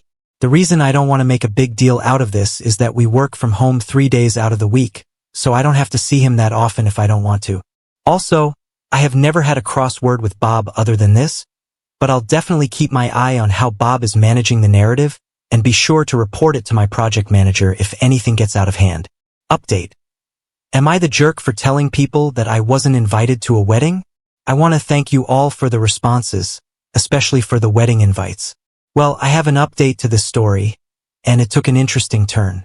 Bob and I were in the office today. He came to me and asked if we could talk. He asked if we could clear the air over some beers with his wife after work. I said okay. After work, I meet Bob and his wife Pam in a bar. They both apologized for not inviting me and making me feel excluded. Bob apologized for lying and getting mad about it. The reason they didn't invite me is because they didn't want single guys at the wedding. They went to a big wedding back in 2019 that was ruined when a bunch of drunk single guys started hitting on the women there. A few of the boyfriends and husbands got pissed, and it turned into a big fight. People were arrested, and it completely ruined the wedding. I found it hard to believe, but they showed me a couple of Facebook videos of them at a wedding, and it looked like a damn Royal Rumble going on. I was even shown a few Facebook statuses confirming their story. Pam said she was sort of traumatized by this and swore they'd have no single guys at their wedding. Well, the wedding came and Pam stuck to her guns. Only family, couples, single women, or trusted single men were to be invited. Pam said that there were only about 10 single guys there, and they were all family members or groomsmen. She said the party turned out amazing this way since women didn't have to worry about being hit on. Pam said it truly wasn't personal and that she's so sorry for not inviting me but would do it again. I asked if she and Bob didn't trust me enough to control myself. She said that Bob vouched hard for me, but she was sticking to her guns. The compromise was that she'd have to explain it if anyone asked, and that Bob got to choose the honeymoon destination. Curiously, she said that she had a sister around my age and I was just her type, and she wanted to keep her away from me. I was a little offended at that, but she says that it's for my own good. Her sister is a little bit of an SLT, her words, not mine, and she didn't want her to get her hooks in me. Again, her words. Bob said he should have handled it better and he wanted to be honest, but it wouldn't have made much of a difference, so he hoped I wouldn't mind as much. Plus, figured I wouldn't want to go to a wedding as a single guy anyway. I told them I was kind of hurt they thought I would act like a creeper at their wedding. Pam assured me that she thought I was a nice, smart, funny guy, but she just wanted to make sure their wedding went off without a hitch. They promised to make it up to me, but I told them it wasn't necessary. Pam insisted on it and said I had to know how sorry she was. So we made plans to have dinner at their expense at a very nice restaurant in the city this weekend. So in the end, I guess it wasn't anything I did, but I still feel kind of insulted, but I guess I get a free dinner out of it. There are a lot of comments here suggesting that I'm being naive, a doormat, and letting them off easy for basically calling me a creep. I won't lie, I think you all might be right. I do believe in taking the high road on most occasions, but I don't think this should be one of those times. As a side note, I don't believe that wanting to see the best in people and taking them at their word makes you naive. I had a call an hour ago with my project manager and explained the entire situation. She advised me to go to HR and make a complaint since it could lead to a hostile work environment. I have a meeting with him Monday. I don't really want to make a formal complaint, just have it on file in case anything happens. TBH, I don't think it will. Bob doesn't seem like that kind of person, but I've been wrong plenty of times before, so I'm for the advice here. I won't be going to dinner with Bob and Pam. I will, however, insist on a public apology that doesn't imply that I'm a creep, and I'm insisting on some fresh apple cider donuts. Not store-bought, but fresh. Thank you for making me see the truth, Reddit, although I'm disappointed I'm turning down some Wagyu steak, so you all owe me one. Ha. Update and more context. Before I get to the update, there are a few things I'd like to clarify and put in context. I got a few posts and DMs asking why I felt entitled to be invited. I want to make it clear I don't feel entitled to anything. Yes, I wanted to be invited, but as I said, if they had been honest with me from the beginning, I wouldn't have minded as much. They were allowed to do what they wanted on their wedding day. My problem was the subterfuge used to mask their choice. I have never talked to Bob about women ever. We didn't have that kind of relationship. None of the men on the team do. I think the women do it among themselves, but I can't be sure about it. I'm choosing to believe Pam about her experience dealing with men. Pam had to turn away some of her single guy friends, and Bob had a ton of guy friends who wanted to go but were turned away. Pam and some of her friends had very bad experiences being hit on at clubs, and Pam wanted to ensure their safety. She got the idea to exclude guys from going to women-only clubs. The wedding Royal Rumble happened at the wedding of one of her closest friends. The friend and her husband were devastated. Their wedding was ruined. As for me, it was 70/30ths on me being invited.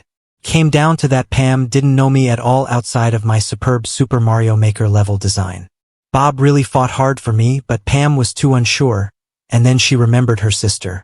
According to Pam, although she loves her sister to death, her sister is a huge SLT and goes from guy to guy with the change of the wind.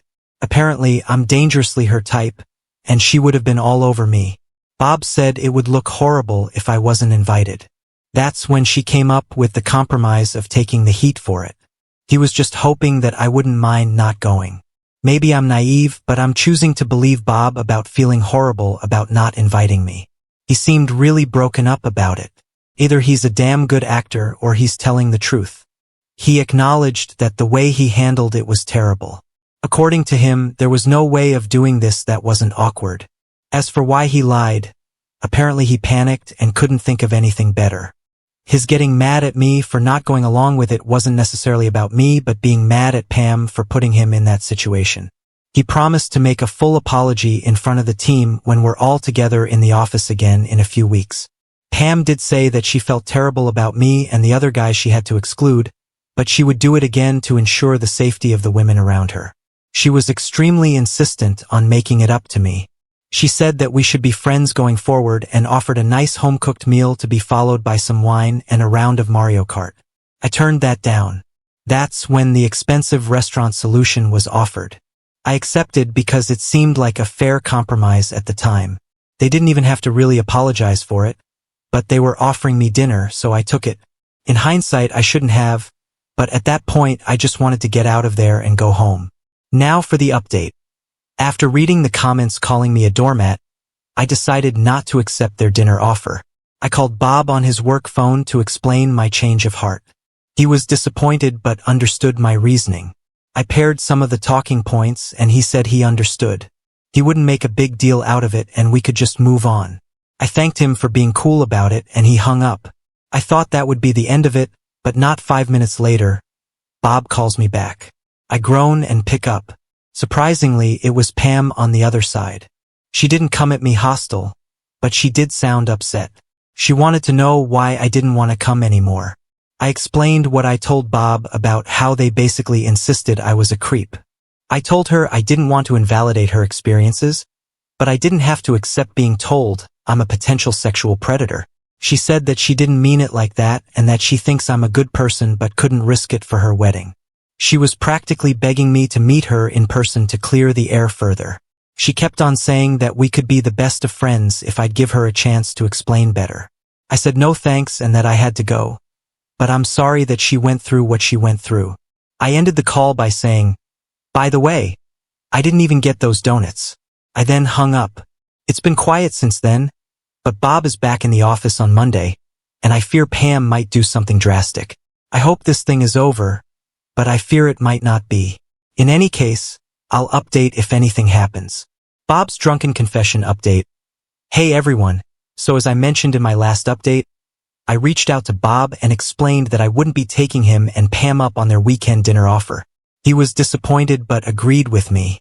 Pam called me back a few minutes later and fought hard to keep the plans. I declined and left it at that, hoping that would be the end of it. It wasn't, and now this silly drama continues. I went in 2 hours early on Monday so that I could potentially avoid a Bob after-work chat. Surprisingly, Bob came in an hour early, lining him up to potentially leave with me. Bob looked exhausted, and I don't mean tired. I mean mentally. I've seen Bob tired. We've worked many late nights on projects together. I've seen him hungover. This wasn't any of that.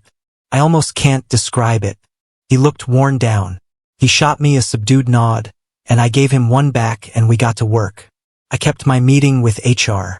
Our HR rep is a wonderful lady named Sally. I told Sally the whole story, and she said that in her 15 years of HR work, she's never heard a more stupid story. We shared a good laugh, and she told me that it would be unofficially logged just in case Bob or Pam did anything crazy. She told me she thinks Bob is harmless but to keep my eye sharp. The rest of the day was uneventful. The most interesting thing that happened was that I saw Bob's face buried in his hands for a good minute or so with 2 hours to go. I go to the break room for some water.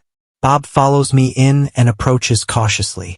I gave him a surprised look, and he just threw up his hands as if to say he was not hostile. He said he knows I'm the last person I want to talk to right now, but he needs to talk to me. I said fine, but I angled us over to where the security camera was.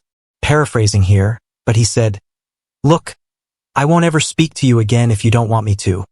But let me buy you around and explain all of the things Pam didn't tell you when we met the other day." Bob sounded desperate, something I'd never seen from him before. He then hit me with the money quote. "Look, man, I could really use a friend right now, and I've always considered you a friend. Well, sorry to disappoint everyone here, but I'm a big, gullible softie."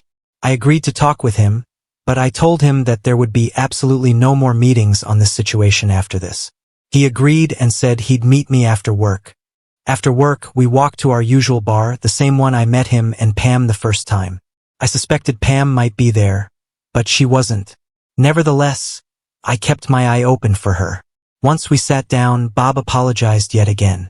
This one seemed even more genuine than the first. I told him he didn't need to keep apologizing. I got it the first time.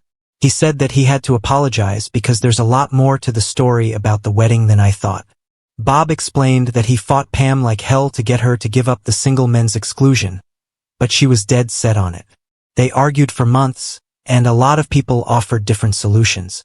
Bob suggested a smaller wedding with only immediate family and friends, but Pam shot that down. She always dreamt of a big wedding with lots of people there, and a small wedding didn't fit her dream. Her parents said, "Why not hire a security guard?" Pam said that she wanted the possibility eliminated completely. She said that a few single men could stand to not be invited to a party for once in their lives. Bob said he had a lot of friends who wanted to come and that they would be hurt if they weren't invited. Pam said she was making sacrifices too. A lot of her guy friends wanted to come. Bob finally relented and said if the exclusion were to happen, he wanted nothing to do with that decision and wanted it known that it was out of his hands. Pam said she'd take the heat for it if it came to that, but didn't think people would go crazy over it. She also gave Bob the choice of their honeymoon destination since he was making a big sacrifice. They went to the French Riviera if anyone is curious. Bob said the wedding reception and party were amazing. He said that so many women there were drunk off their asses and falling over themselves. Apparently, they did feel safe, but a drunk vocal minority was complaining about the lack of hot guys to dance with. Bob even laughed because one of them was going around calling it a lesbian wedding since there were only women there. Oh, and some women were absolutely hitting on the handful of single guys there. But Pam didn't mind that as much.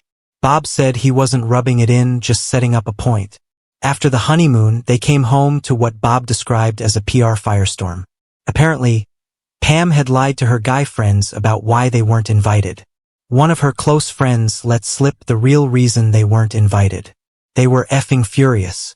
She was flooded with angry calls and messages from her friends about Pam, essentially calling them potential sexual predators. Pam explained her position multiple times to her friends, but it fell on deaf ears. She has lost many friends over this. One of the guys said, "If you think that I'm a rapist, then why the hell are we even friends?" Pam has been crying for days, and her work life has become terrible. She might even need to leave her job by this point. Bob had a few hard drinks and was tipsy, so he let loose a little more. He said that her decision had cost him friends of his own. So many of his guy friends were furious to learn they were excluded and for the reason why. On the day of the wedding, about 6 or so of his closest friends who were excluded decided to go on a fishing trip as a screw you to Bob and Pam. The cherry on top of the petty cake, they decide to donate $500 and some items to a local women's shelter. Bob was devastated, and none of those guys are returning his calls or messages. Even their families are upset with them over the exclusion. Pam's parents are publicly supportive but chastise her behind the scenes. She doesn't have anyone but her bridesmaids and about 3 other friends who believe in her cause. Bob said at one point that Pam was hysterical and screaming, "Why can't anyone just understand my point of view?" I couldn't believe what I was hearing. But there was more to this crazy story. At this point, we were about an hour in, and Bob was nice and tipsy, so I prodded for more information. Bob said that at first, Pam was sticking to her guns that the exclusion was a good idea, but she was starting to waver a little bit. She said that most people understood where she was coming from, but that it was too heavy-handed and even a little sexist. Bob and Pam have had multiple blow-ups over this whole situation, and they're not in a good place right now. He said that instead of feeling giddy about his new wife and basking in the glow of being married, he's harboring a ton of resentment towards her because she's cost him a lot of his friends and ruined their lives over a stupid party. As for me, apparently Pam really likes me. One of her biggest regrets about this entire situation is not getting to know me better before the wedding. He said that Pam thinks I'm one of the coolest people she's ever met. I asked Bob how she made the determination from a 15-minute chat, and he laughed and said, "I don't know, man. She probably has a crush on you or something." I laughed, but that made the situation a little bit weird. As for Pam's sister, she is an SLT, but not in the way you may think. Bob explained that Pam's sister Beth is, by all accounts, a very smart, successful, respectful woman. She just so happens to like sex. Bob explained that Beth is really into the kink scene and is into things like ethical non-monogamy. She frequently mentions her adventures to Bob and Pam, and it got them into the lifestyle as well. I was a little surprised, and I asked for clarification, and he said, "Yeah, she kinda got us into some of that stuff." I was shocked. I mean, how often do you hear that your coworker is into BDSM? But hey, no kink shaming for me. So it turns out that Beth isn't some soul-sucking, home-wrecking, out-of-control succubus. She's just a regular woman who loves sex. Bob said that Pam was scared that we would hit it off. We share many of the same interests and have similar personality types. According to Bob, Pam wasn't lying about that, nor that I was exactly her type. She likes tall guys, and from what I've heard, she'd have been all over me if she found out I was single. Well, now I was curious, so I asked Bob if he had a picture. He pulled up her Instagram, and I must say she was damn gorgeous. She looked like Pam's twin, only she was a little bit thicker. I'm not gonna lie, I was pretty pissed at Pam all over again, lol. Bob said that Pam has always been a little jealous of Beth. I don't know why. Pam is a stunner herself and looks just like Beth. Bob said that as a foo to Pam, he'd give her my Insta so we can DM each other, and he'd put in a good word for me. I thanked him profusely, lol. He said that Pam was so desperate to make amends with me because I made a big impression on her, and she thinks that we'd be really good friends if we hung out. Bob said that she was just grasping at straws at this point. She's lost all of her friends, and she wanted to make another one. He said that he'd rein Pam in so that she wouldn't bother me anymore. By this point, Bob is more than tipsy. He says that he's having doubts about this marriage because the wedding process and aftermath have been a nightmare. He thinks it'd be really shallow to divorce her over this, but his life has been ruined by her choices. I was shocked, and he said, "Don't tell Pam, please." I swore that I wouldn't tell her anything. Bob paid for our drinks, and he was going to take public transportation home, but I told him he needs an Uber. He fought me on that, but I insisted, and he agreed to take one. I put him in the Uber and sent him on his way. An hour later, Pam texted me from his work phone. She told me, "Thank you for taking care of my hubby. You're a good person." I didn't respond, and that brings us to now. I hope that this is mostly the end of it, but it seems like Pam might be desperate and do something rash. In any case, I'll keep you fine folks updated. New update. A date with Beth. Hey everyone. Nothing major has happened, but I have a small update. Bob was true to his word and gave Beth my Instagram. She messaged me last week, and we got to talking. The conversation went so well that we agreed on a coffee date this past weekend. Well, sorry to disappoint the naysayers here, but the date went extremely well. We talked about a lot. Our hobbies, interests, futures, jobs, and families. Bob was right. We are remarkably similar, even down to some of our specific food tastes. The date went so well that we met at a bar next to her office for some after-work drinks. And yes, that date went amazing as well. Now here's the part one think you're all going to like. We're going to do a hike this coming weekend, and along the way, we're going to make a stop at the winery where Bob and Pam had their wedding and pick me up some goddamn apple cider donuts. I think if all goes well with this date, I'm going to ask her to be my girlfriend. She just feels special. So that's it. I'll let you know how that hike date goes. But honestly, I think the situation is mostly settled now. Bob has been keeping his distance but hooked me up, and Pam hasn't been in contact with me for a week now. After the hike, it'll probably be my last post. I don't intend on milking this thing for unnecessary drama. Thanks all. Update 4. The final chapter. Hey all. I want to thank you all for sticking with me through this crazy-ass saga and also for the congratulations for getting with Beth. It means a lot. Now on to the update. As I mentioned last time, me and Beth had met and had gone on a few dates. She's truly an amazing woman. She's smart, funny, driven, and very nice. I'm absolutely smitten with this girl, lol. Well, we had a hike this past Saturday, and it was beyond amazing. The weather was perfect, the foliage was beautiful, and the view from the top of the mountain was amazing. We had a picnic at the top of the mountain, and during a lull in the conversation, I summoned all of my courage and asked her if she'd like to be my girlfriend. I was waiting for a more opportune time, but I guess I just got swept up in the moment in view. She smiled, laughed, and said I was the corniest person alive for asking in such a cliché place. But she said that she loved corny and cliché. She said yes, and we sealed it with a kiss.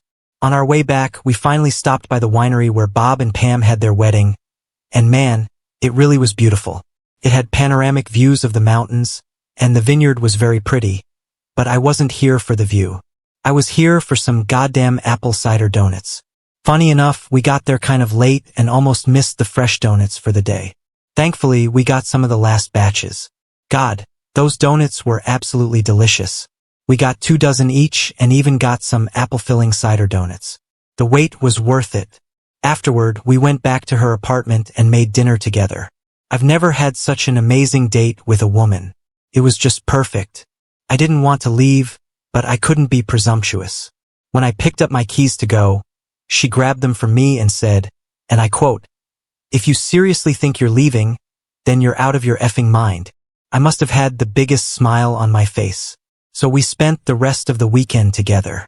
We had a wonderful Sunday brunch and a nice walk around our city, holding hands, going into stores and sightseeing. Unfortunately for me, we had to part last night because we had work in the morning. I was damn near in tears, lol. This is gonna sound dramatic as hell, but I've spent the last few hours at work being totally miserable that I'm not with Beth. It's like when you're in high school and you get your first boyfriend/girlfriend, and you can't stand to be apart from each other, but you don't want sappy love stories. You're here for the drama. Well, me and Beth made it Instagram official on Sunday, and apparently, Pam saw it on her sister's profile. She texted Beth on Sunday night, "How do you know him?" Beth said, "Bob introduced us." Pam only replied with, "I knew this would happen. We figured that might mean trouble down the road, but we don't care." Pam can be as mad as she wants. This morning, I actually went up to Bob and thanked him for introducing me to Beth. He explained that he and Pam had a huge fight over him introducing us. He said he didn't care about it though. It was worth it just to get us together and was a big you to Pam. I told him I'd buy him a round as a thank you, but he said, "Don't worry about it," and that it was the least he could do. So that's it for this update. I'd like to hope that this is the end, but Pam seems pretty upset with us being together. Either way, I'm just so happy with Beth. She's a once-in-a-lifetime kind of person, and rest assured, I'll update if anything further happens. Peace and love. Now on to the next story. Story 8. I ended up having a one-night stand with my mom's boyfriend, and she doesn't know. But I took this final decision. I, 25F, have been living with my mom, 50F, my entire life. Our family history is complicated and filled with both happiness and sadness. When I was just 5 years old, my dad died in a terrible car accident. It was a sunny Tuesday afternoon, and he was on his way home from work. A drunk driver ran a red light and crashed into his car. My dad didn't survive the impact. That day changed everything for us. I remember my mom collapsing when the cops came to the door. Her painful cries still echo in my mind sometimes. I was too young to fully understand what had happened, but I knew something was terribly wrong. The following days were a blur of black clothes, depressed faces, and silent conversations. My mom was completely devastated by my dad's death. She struggled to cope with her grief, often spending entire days in bed crying. I didn't know how to help her, so I tried to be as quiet and well-behaved as possible. I'd bring her glasses of water or make simple sandwiches when she forgot to eat. It was a heavy burden for a young child to bear. For the first few years after my dad's passing, my mom focused solely on taking care of me and keeping our little family afloat. She threw herself into her work and made sure I had everything I needed, but I could see the sadness in her eyes even when she smiled. We leaned on each other for support during those difficult times, forming a bond that went beyond the typical mother-daughter relationship. When I was around 8, my mom started dating again. I think the loneliness had become too much for her to bear. She told me she wanted to find love again, to have a partner to share her life with. I was hesitant at first, scared that she might forget about Dad or that these new men might try to replace him, but I wanted her to be happy, so I tried to be supportive. Unfortunately, my mom's dating experiences weren't positive. She seemed to attract men who took advantage of her kindness and weakness. There was Tom, who borrowed money and never paid it back. Then came Mark, who cheated on her with a coworker. Each failed relationship seemed to chip away at my mom's self-esteem and trust in others. These experiences changed my mom. She became more irritable and easily frustrated. The light that used to shine in her eyes dimmed, but the most concerning change was that she started drinking to cope with her emotions. At first, it was just a glass of wine with dinner, but soon she was having several drinks a day. It was hard for me to watch her go downwards. I tried my best to be a good daughter and support her however I could.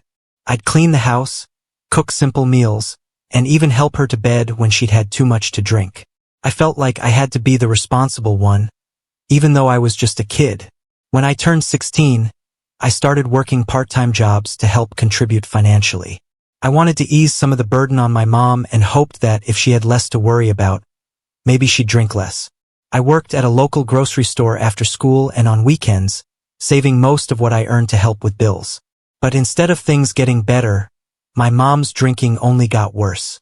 Once I started working, I think she used my income as an excuse to buy more alcohol. She eventually lost her job due to repeatedly showing up late and hungover. After that, she spent most of her time at home drinking and watching TV.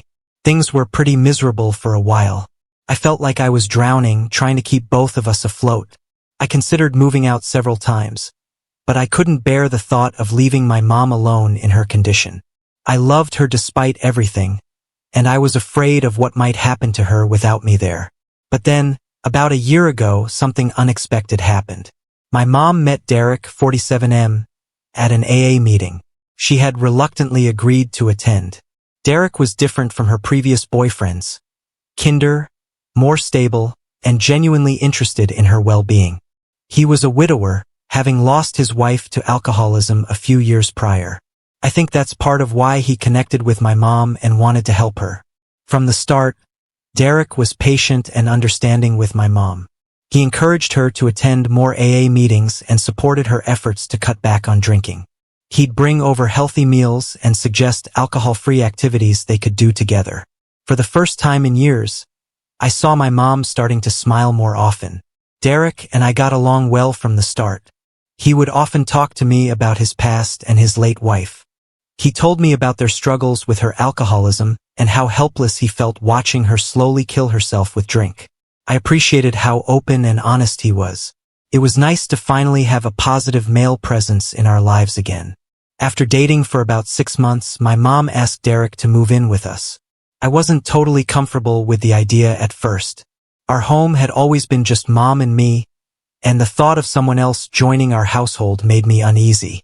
But when I expressed hesitation, my mom got really upset. She started crying about how unhappy she'd been and how she deserved some joy in her life. She accused me of not wanting her to be happy and said I was being selfish. I felt guilty and eventually agreed to let Derek move in, hoping it would help my mom's recovery.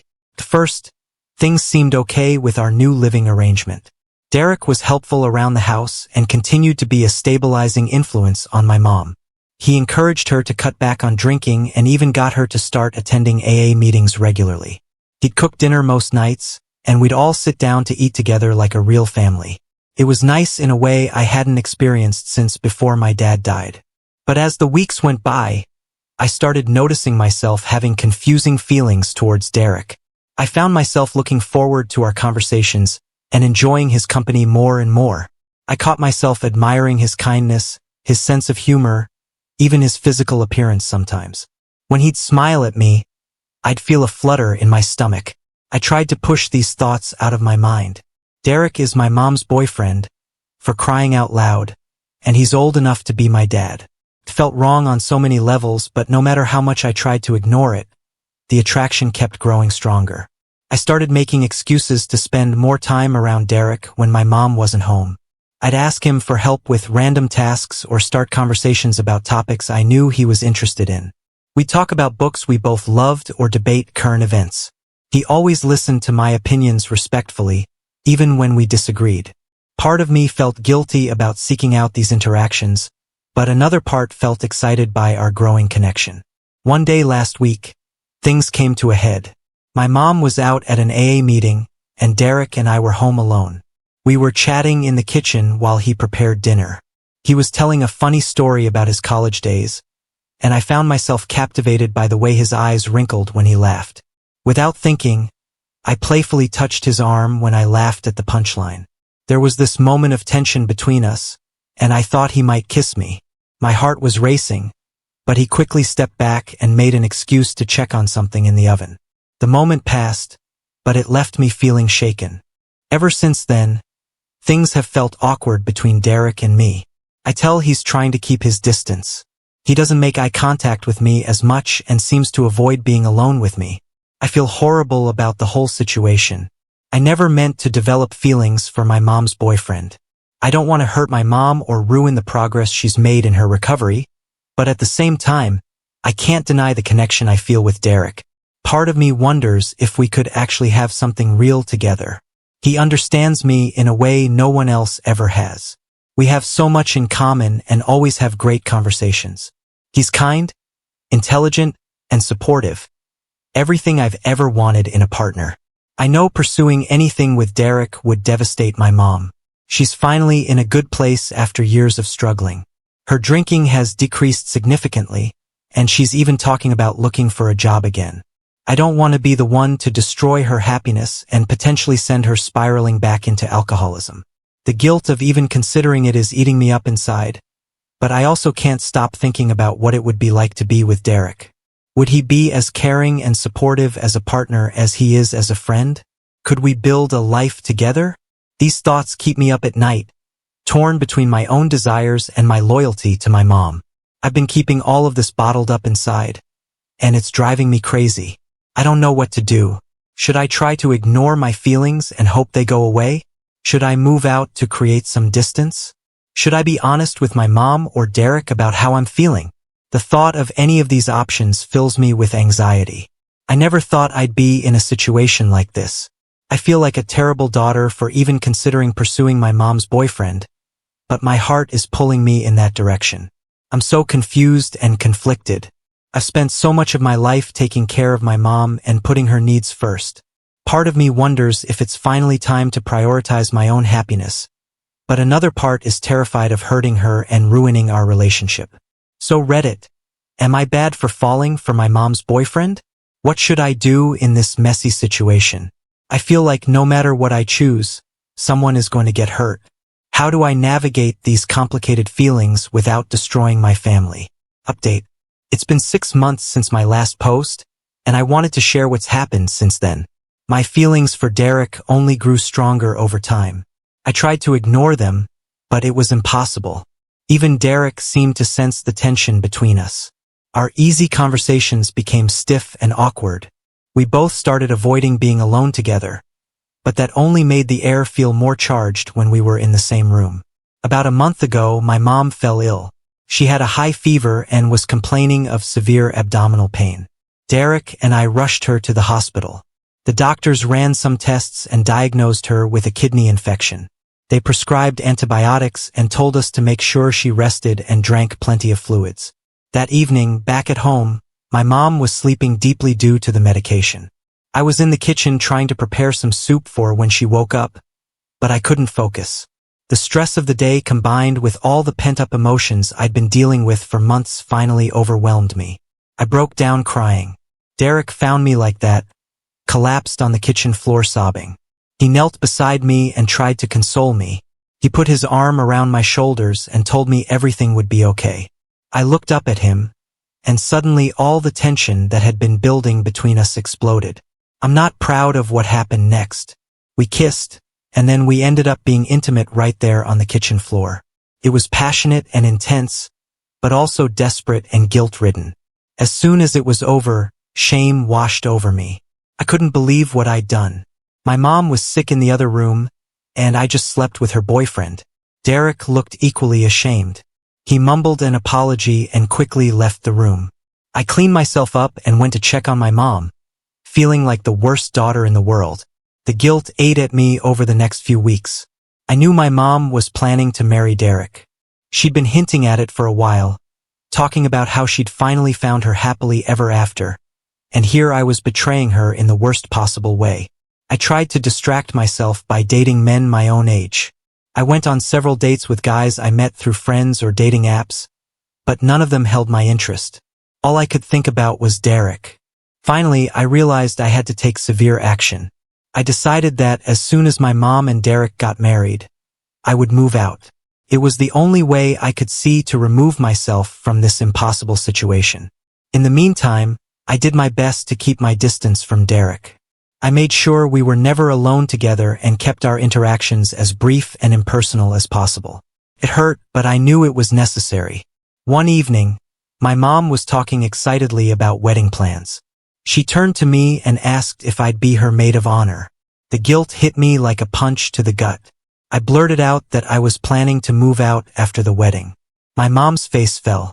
She asked why, and I fumbled for an explanation.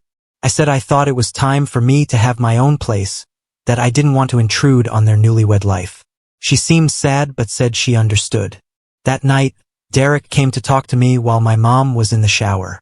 He confessed that he had feelings for me too. He said he tried to fight them, but he couldn't deny the connection between us.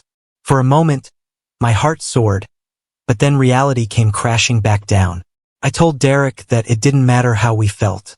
What we'd done was wrong, and we couldn't hurt my mom like that. I said I was going to stick to my plan of moving out. It was better for everyone this way. Derek looked pained, but he nodded. He agreed it was for the best. We promised each other that we'd never speak of our feelings again, and that we'd do our best to be a normal stepdaughter and stepfather. Over the next few weeks, I threw myself into apartment hunting. I found a small studio not too far from my work. It wasn't much, but it would be mine. A place where I could try to sort out my confused feelings without the constant temptation of Derek's presence. My mom and Derek's wedding was a small affair, just close family and friends in our backyard. My mom looked happier than I'd seen her in years. I plastered a smile on my face and played my part as the supportive daughter, but inside my heart was breaking. The day after the wedding, I moved out. My mom cried as she helped me pack up my things. She kept asking if I was sure about this, if there was anything she could do to make me stay. I assured her I just needed my own space and promised to visit often. Derek was quieter during the move. He helped carry boxes to my car but didn't say much. As I was about to leave, he pulled me aside. He told me he was proud of me for being strong enough to do what was right. Then he hugged me, and for a moment, I let myself imagine a different life where we could be together. But I knew it was just a fantasy. It's been a week since I moved into my new place. It's lonely, and I miss my mom. I even miss Derek, despite everything, but I know I made the right choice. My mom deserves to be happy, and Derek is good for her. They can have the life they've always wanted without me complicating things. As for me, I'm trying to focus on building my own life.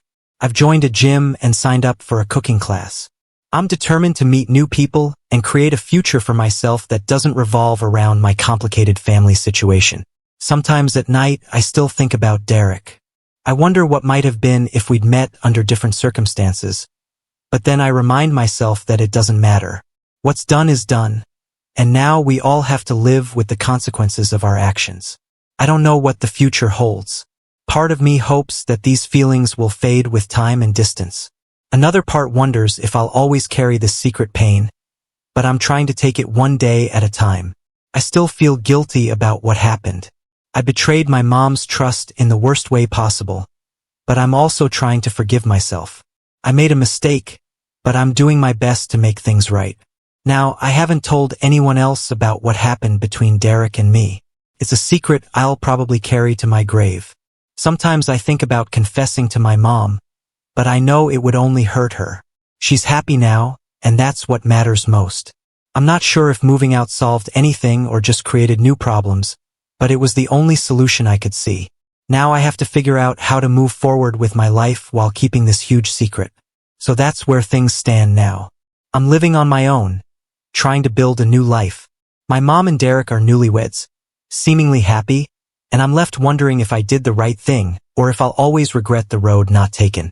I don't know if I'm looking for advice or just needed to get this off my chest, but if anyone has been in a similar situation or has any words of wisdom, I'd appreciate hearing them. How do you move on from something like this? How do you learn to live with the choices you've made, even when they break your heart?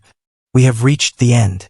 If you enjoyed this video, please be sure to like and subscribe to the channel for more videos like this, and give us your thoughts about the stories in the comments section. Thank you and see you in the next video.